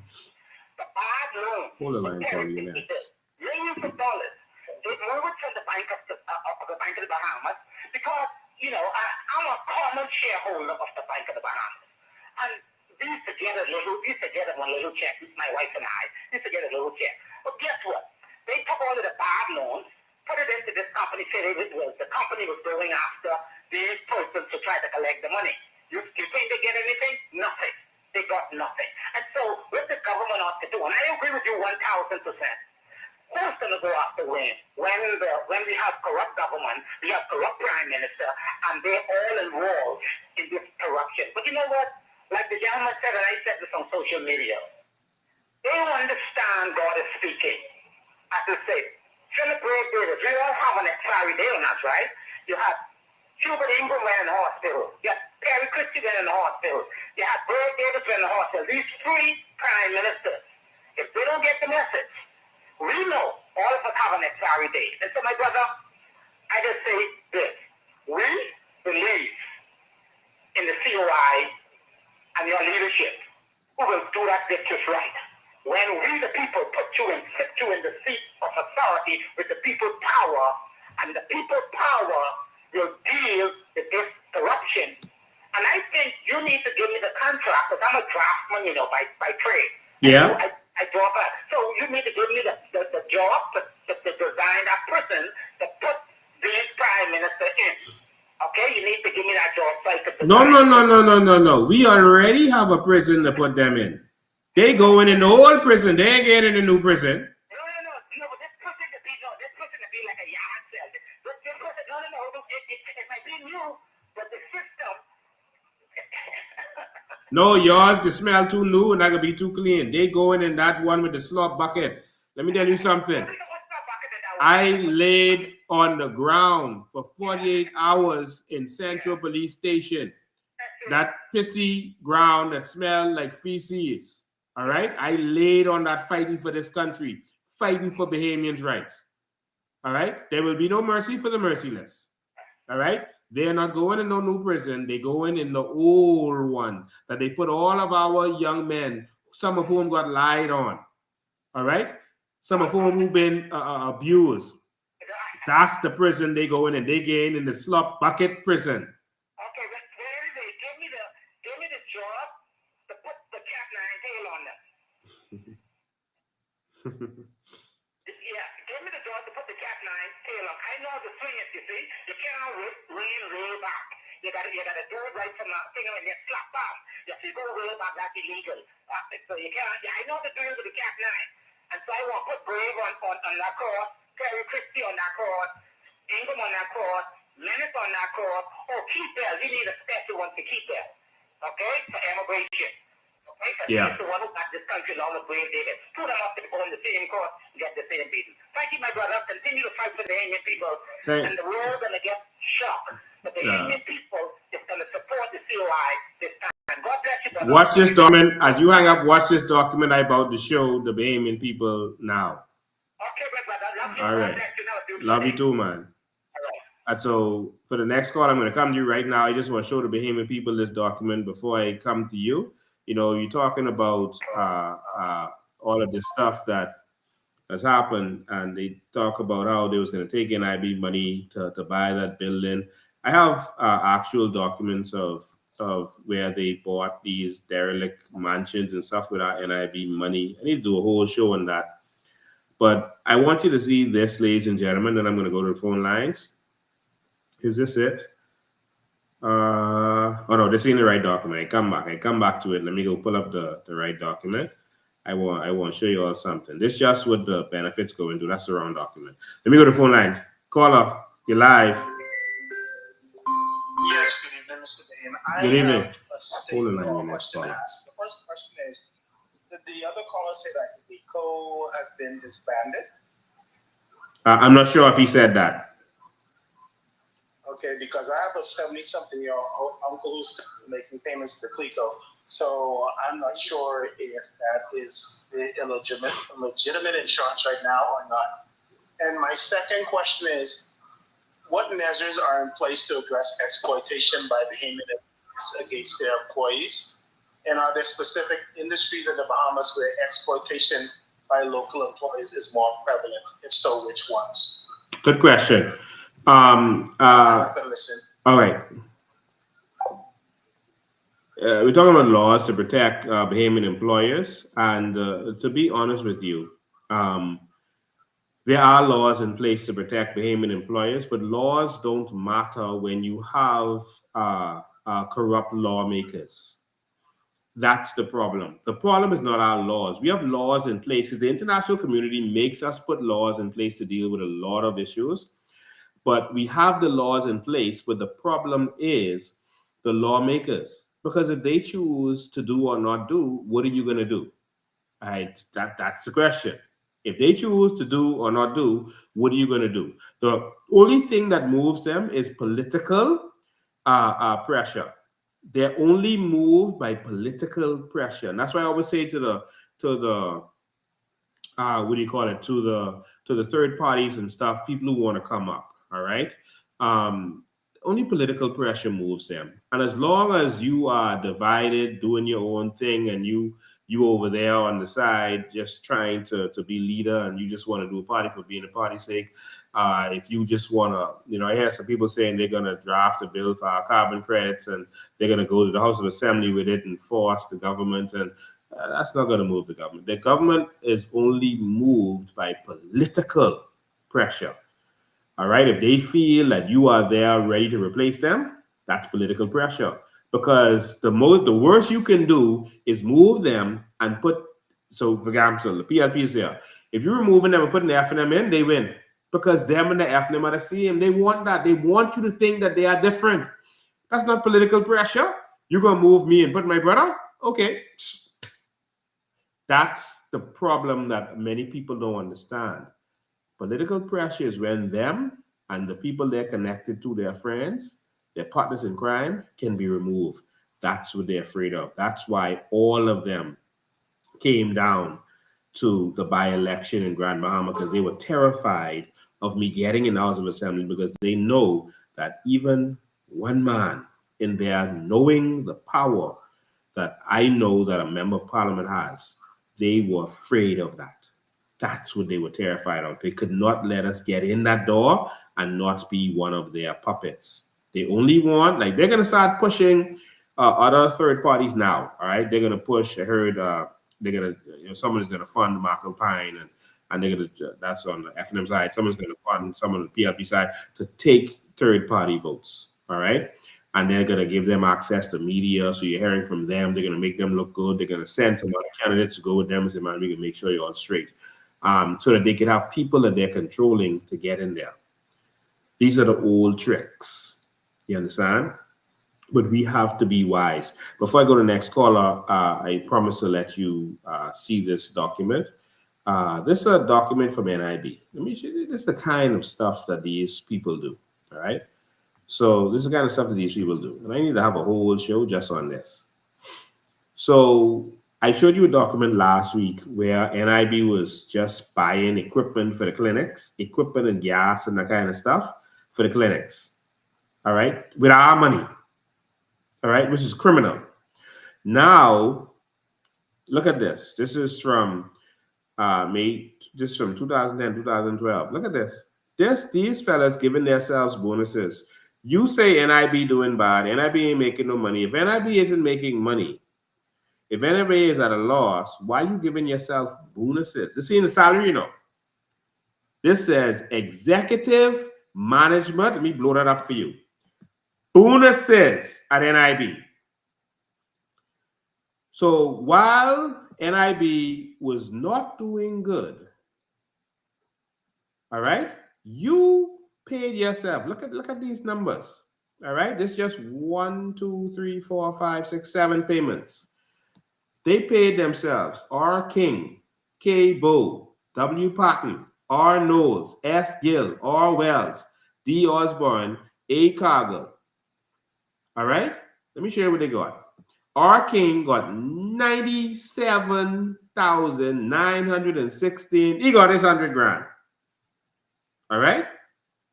And that's in 1, 2, 3, 4, 5, 6 checks. All right. Cabo got $65.8 thousand in 6 checks. W. Patton, 6 checks for $70,000. P. Knowles. So every executive was giving himself bonus. P. Knowles. And this, Jesus. $65,000. Orwell, $63,000. D. Osborne, $35,000. And A. Cargill. Oh, which A. Cargill is that, y'all? Which A. Cargill is that? $194,791.66. They paid themselves bonuses. This ain't salary yet, y'all. Bonuses, free money, $723,333.31. And these are check numbers here. And guess who paying for that? NIB raise, because y'all keep voting for them. Let me go to the phone lines. Call in your life. Good afternoon. Yes, I'm calling in. I can't help but to call in, especially on the things in which the NIB department has done over the years. Even when the road was in charge, where it showed where he had invested in stock and the Ararat Port. And that was why NIB was called on Jackson. But my main reason for calling this afternoon is this is something that is so flagrant in right now. Lawyers engaging in criminal activities and walking away scot-free. Mr. Munroe, according to those allegations that are placed against him, even by the employees of City Market, each one of them should go and file a complaint at the Bar Association against him, then go and file a criminal complaint for theft by reason of employment and have him disbarred. He's a disgrace to the Bahamian character of the international stage. I'm calling from North Carolina. Wow. Wow. It urges Bahamian citizens abroad that are working hard to come back home to build a business in our country, but yet still it seems like it's going to the down underneath these two parties that have been one party over many years. Three lawyers, the senior firm, and three prime ministers of the Bahamas. This can't be no coincidence. And the people are sleeping. Blatant plots to deprive us, continuously deprive us of everything that our great-grandparents worked hard to obtain for us. They're stolen our land and the minerals. Thank you, Mr. Dean. I just wanted to voice that opinion for you. Thank you, too. All right, before I go to the next call, I'm just going to quickly show you all something, then I'll get the next caller. This document you're seeing, this NIB documents. This documents where the treasurer of the Commonwealth of the Bahamas, all right, that's just called the body that owns everything the government owns, all right? They call it the treasurer, right? The treasurer of the Commonwealth of the Bahamas sold, this is a conveyance, it's 2014. So around the same time all this conductry was going on, man. Conveyance. This is Brave was deputy prime minister. So this is a conveyance from the treasurer, so from the government to National Insurance Board. This is property. All right, property. Now, let's see here. The government selling property to National Insurance. Why the government selling property to National Insurance? That's freaky. All right, and you see these are documents here, and you can see where by resolution of the House Assembly dated 15th of May 2013, and of the Senate, whatever date, that was the Assembly, they gave permission approval, 11 Gulf Coast Heights subdivision purchaser, consideration of the sum of $10. So they was allowed it to go from the government to NIB for $10. That's what they approve in the House now. They say $10 consideration, because that looks fraudulent if you transfer from one government entity to the next government entity for millions of dollars, right? But let me show you what they did. So got permission to do this transaction for $10, right? That's what they say in the House, because you all would have been watching in the House. But in actuality, they actually sold this document. I'm trying to see pull up the amount here. Sold this property. Let's go to the, okay, that's you can see it there. Hold on, wait. Let's go. Right. Let's go here. Okay, we got another call. Hold the line, caller. You're calling them. All right, hold the line. So here, and so it's showing this a conveyance, and it's showing how much money was paid. Let me show you how much money was paid, because I browsed over it on the inside. Hold on. I got to go back. Hold on, I rush in callers.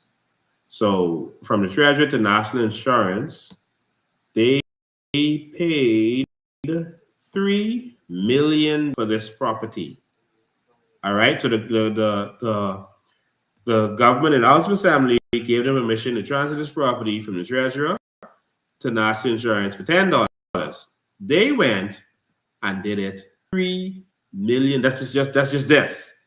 All right, and there's more. $3 million. You can see the total amount on the top here. All right. See there, $3 million.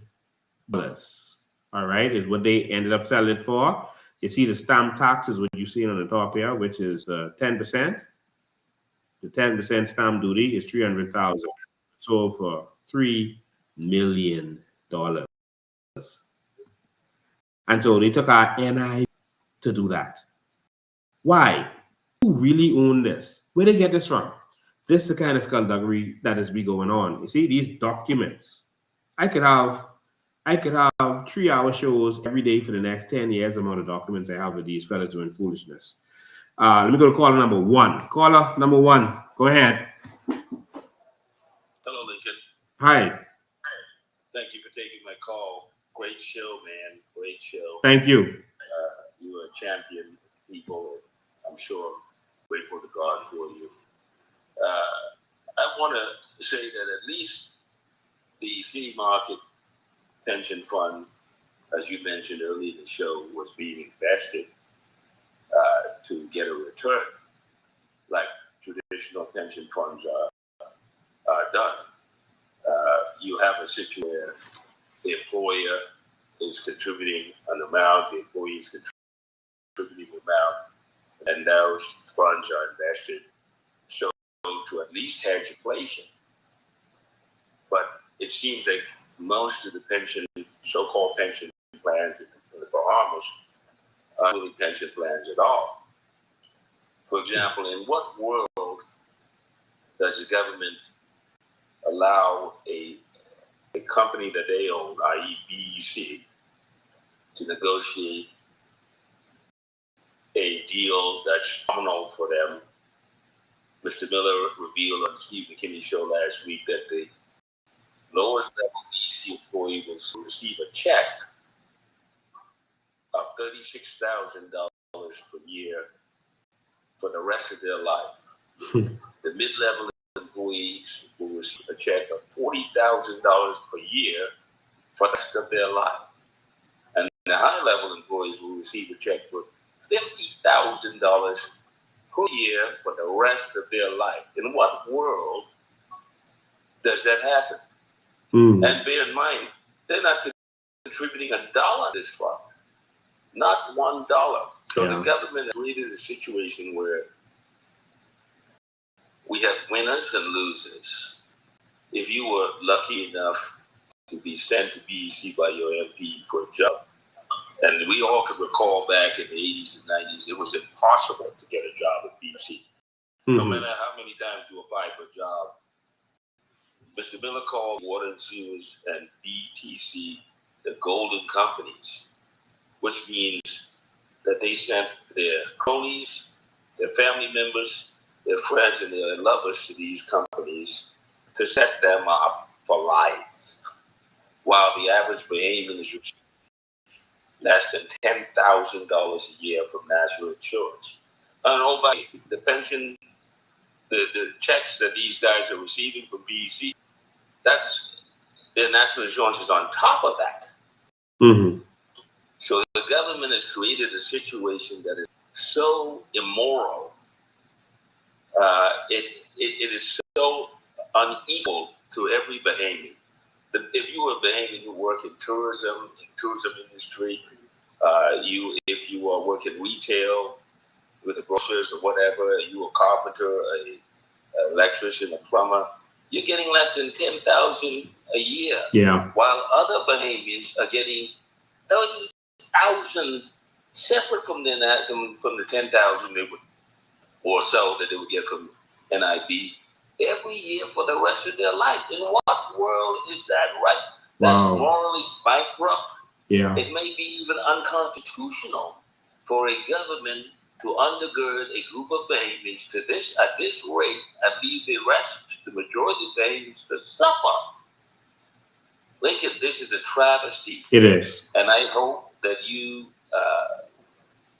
take this matter on and see if this is even legal. That's not supposed to happen. The government is not supposed to allow.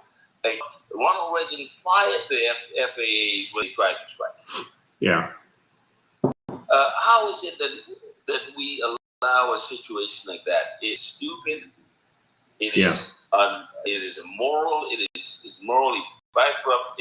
It creates a very unfair situation for Bahamians at large who are not part of these institutions, and that wrong needs to be righted. I wonder if you would look into the Definitely. constitutionality, legal right, if any, that the government has to pick and choose who will survive in this country and who will suffer. Because any beyond standard pension that civil servants get is a free. Yeah. And so the only thing we need to do at this point is we need to remove the FNM PLP and try something different, because it's not working out for the Bahamian people. It's not going to. I mean, we've been trying that. And so we have to do something about it this time. That's the only solution. And so now we get why there's a segment of the Bahamian people who do not want to see a change, because in their heart of hearts, they know if they're benefiting like they are from these three corporations, they know that they're sucking the blood out of the grassroots. This money doesn't come out of the sky. No. It comes out of our pockets. It does. And what's worse is it's run so poorly. As I said earlier, a traditional fund would appropriate funds every year and then invest that money to at least hedge against inflation. We're not even getting any. This is the worst way to run any type of pension fund ever. We just have a bunch of dumb despots running the country, and we really need change. We do. Thank you, man. I appreciate you calling. Let's go to the next line. And I'm going to have the end shortly. Good afternoon. You're live. How you doing, man? All is well. Ancho, you're calling. Hey, what's up, Ancho? Okay, listen, man. You know, I wouldn't say you were a good guy. I'm gonna make it seem like you was a villain. Okay, because you weren't a villain. He was a good guy, right? Mm-hmm. About it. I just want to share an example because I just trying to figure out what your end game is. I see you leaking important information, was critical and credible.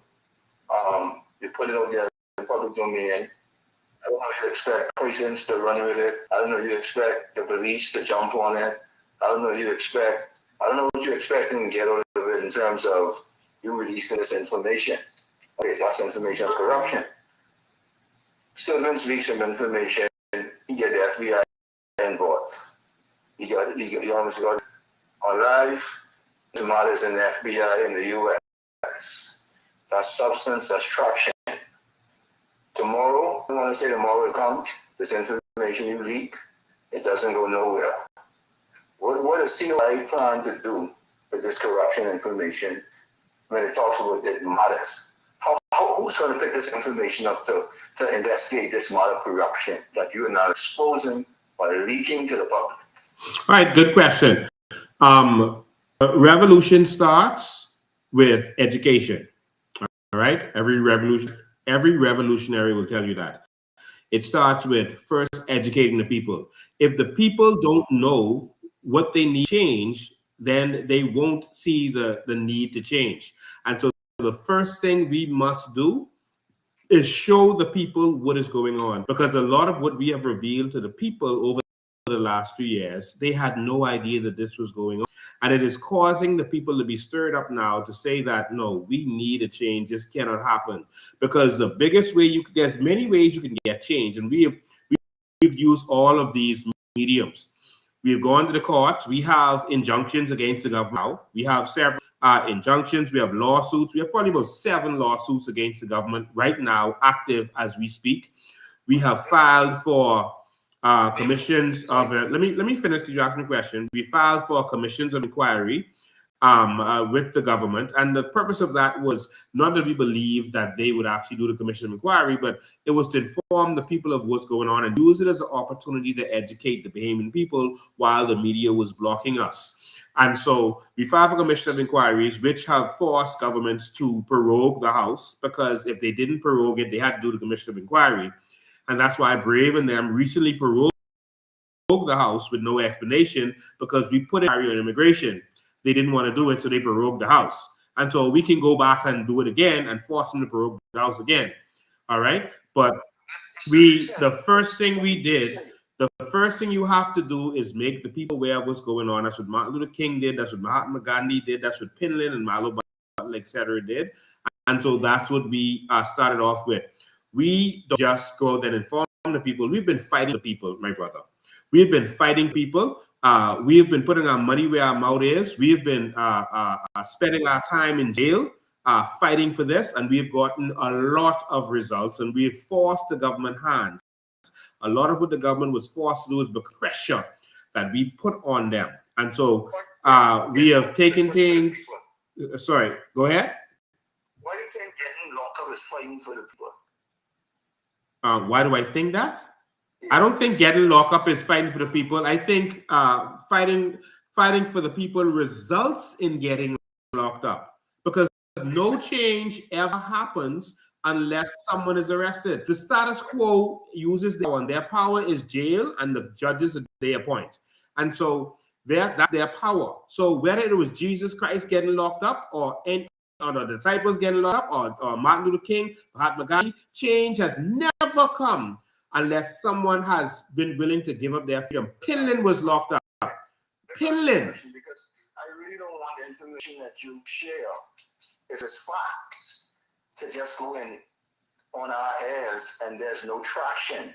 So what would you like to see happen tomorrow? What would COI do in terms of leading this corruption movement, in terms of, okay, now we have new evidence of corruption and are proven where they are spending money on these derelict homes? Hold on. That isn't new information. We've brought that information about NIB a couple of years ago now, okay? And so we've been putting this out. We put information out on immigration. It forced their hands. They moved the immigration. Things changed. They couldn't do what they were doing anymore. We forced their hand on a lot of stuff. I don't have the time to go into details of all of this. And so in terms of the information that you were provided tonight, those persons, listen, my job in this is to educate the Bahamian public and to bring it to the awareness of the people so it cannot be hidden anymore. And so those persons have a lawyer. If they want me to present them, they now have the opportunity to know that I have documentation. I know where to go with this, and they can make a stance as it relates to that. I have fought many battles as it relates to this. All right, I don't just talk. All right, I fought. Listen, you asked a question. I fought for many, and we won every single battle that we have fought. Every single battle with the power of God. He gets the glory, not me. Every single battle. All right, these city market people are going to get their justice, even if it's when the COI takes the government, and we make sure that they get their justice. And not only people we're going to be fighting for this, people who lost their land, people who have been victimized, people who the government just take their land. All right, there's a lot of people that lined up that we're going to be fighting for. This is just a part of it. Now, there's so much corruption that every few days there's a new scandal out. All right, we only got 24 hours a day, so we have to choose what we pay attention to. But right now, never been this much scandal in the history of this nation. And so now it's going to be for the Bahamian people to say, listen, we can't go back to that previous scandalous party. We can't keep the scandalous F&M, sorry, PLP.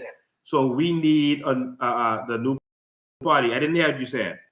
So what you're saying is, and okay, so let me just, you can correct me wrong. So in your strategy, you provide us this facts to educate us and hope that when election call, we don't vote for SM or PLP based on the information you're providing.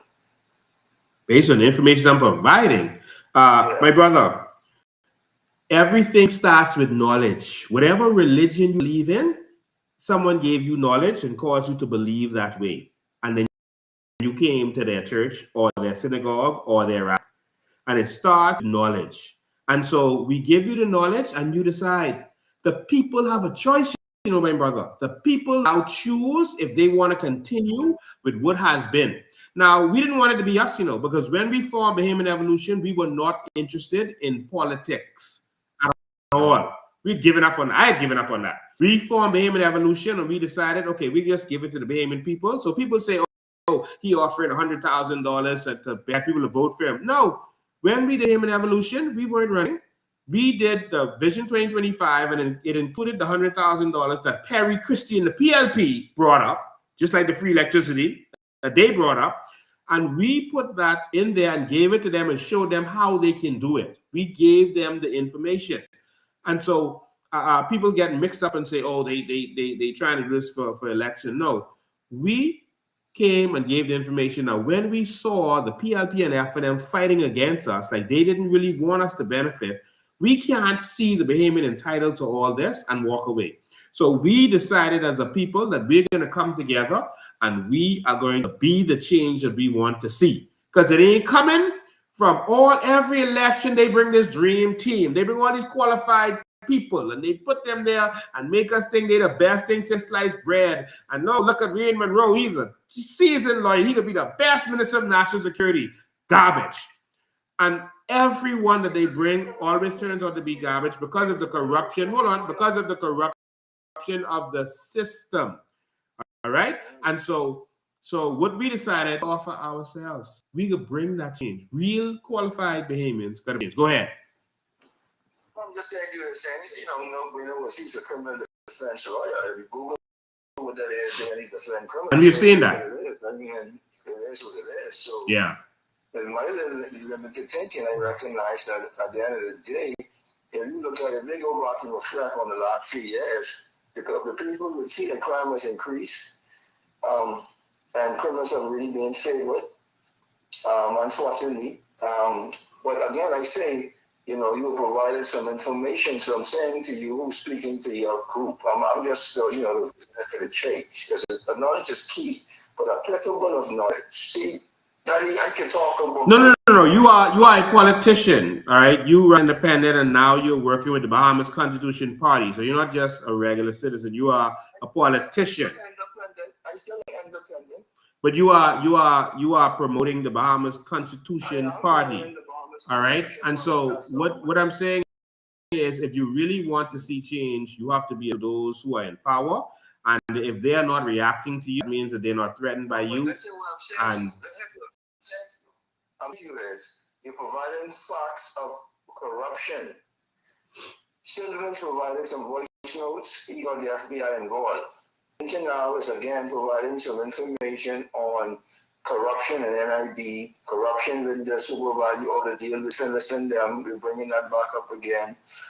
And so I'm saying to you, what will be the response? Will we have the same response? That's up to the people and their lawyers. When we fought for our natural resources, we got the FBI involved. We are in the middle of the lockdowns. We filed with the FBI a complaint because of those companies that were doing skullduggery in the U.S. and the Bahamas. So listen, we filed it. We brought the filing number to the Bahamian people at a protest in the middle of COVID and showed everyone what we did, and we drafted a bill to have it tabled in the House of Assembly.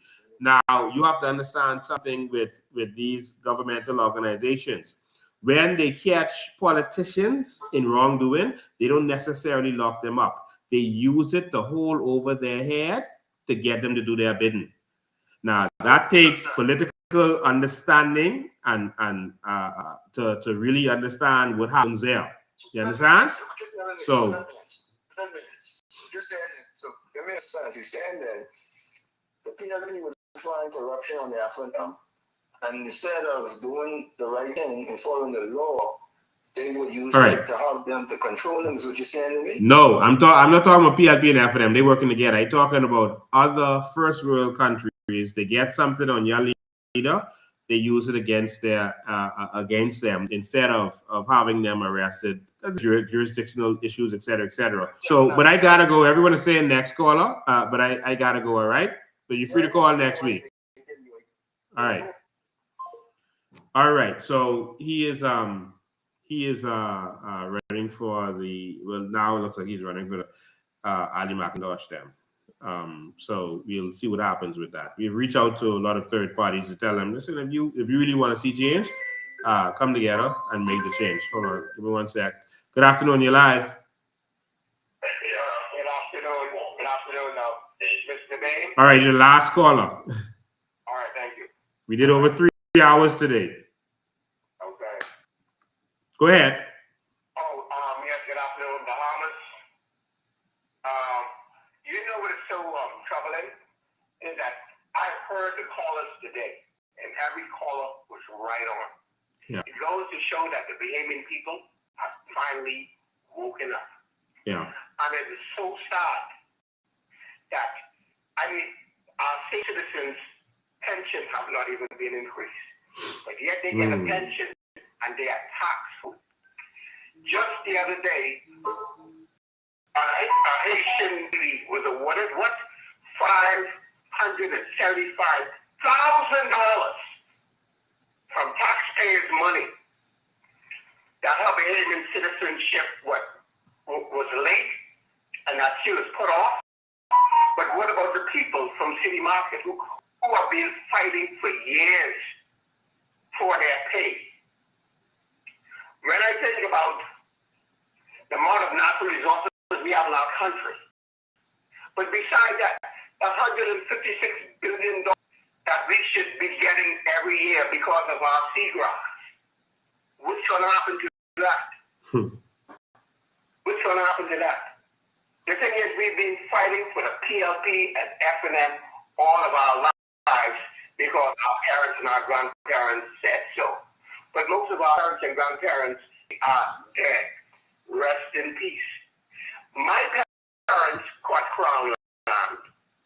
You know, my parents, they did. Crown land was the grave. Wow. That's the only crown land my parents got was the grave. Wow. I understand people will protest and protest and protest, but the only way that Hillary and those got power is that they form a party. Right? Yeah. Is that but my they've been screaming around for the Bahamian people to work in the bank and all of that different stuff, but until they got into power to get that pen, that thing changed.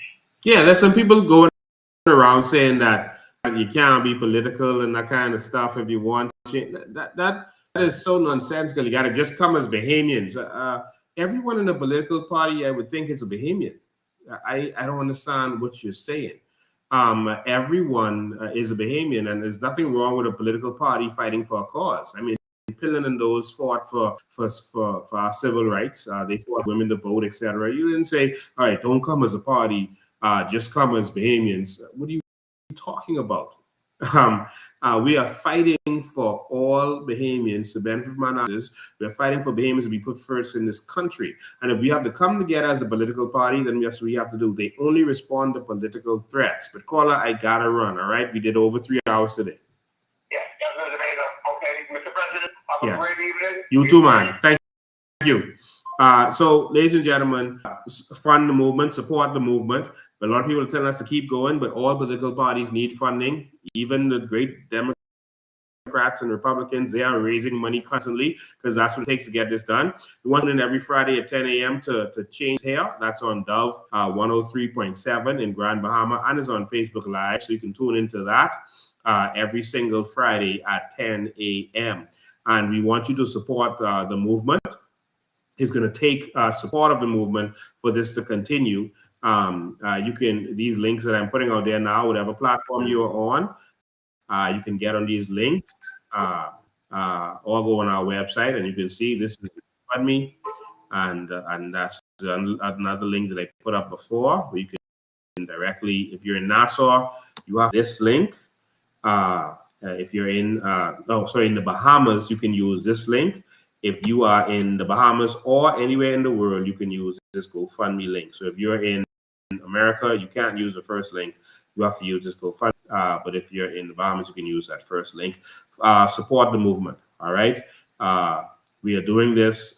We are helping people. We're not just a regular political party. We are fighting for the people. We are fighting every day for the Bahamian people. We're going to make this happen, all right? So there are people now fighting in many different ways, and I appreciate that, and we thank you for that. There are people who have filed court action for immigration.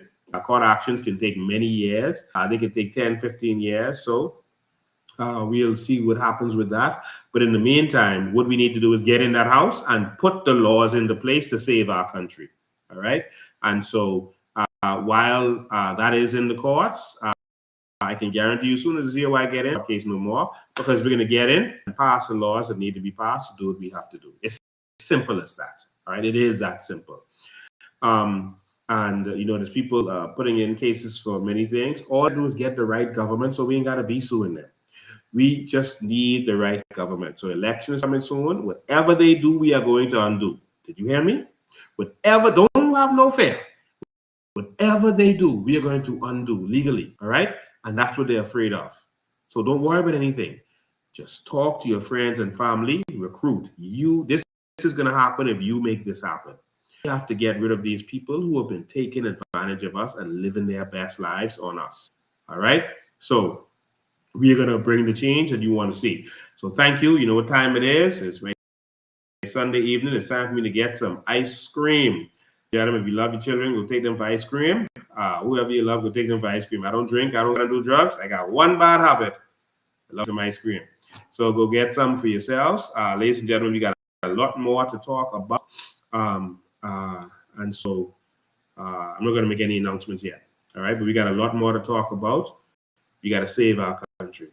If we do it, it's gone. We did over 3 hours today, and you stayed with us this whole time. I thank you. You still got 100 people on here. I thank you for staying on here with me. God bless you. We love you. And it's because we love you. And so their reaction is going to be to start to scandalize me and say stuff. I saw an actual Facebook post. It was so funny. Someone said Lincoln Bain has a pass, but someone else has a pass. So listen, I keep waiting to hear what this pass is. There's something in political science. They say keep repeating the same thing over and over, and people will think it's true. And so I keep telling them, whatever pass I have, I am live every Sunday. Bring it. Please bring it. Don't just keep repeating these things in space, and then when you ask for details, oh, ain't nothing. All right. I have a lawsuit with a lady who said, she invested, et cetera, which is total sense, but I'll leave that there for now. But I am live. I'm not like Brave and Pinta them running. I am here every Sunday. Whatever the pass is, come bring it. The people need to hear it, man. Bring it. Don't be scared. Bring it. I'm live. You can call any Sunday and said, Lincoln, this is your pass. This is why we shouldn't go with you. This is why Brave and Pintard is better. Come on, man. I am here. I'm not running. And so outside of that, God bless you. We love you. We come to take this country back, yeah? So we understand why you're all afraid. Stay afraid. Because Judgment Day is upon us.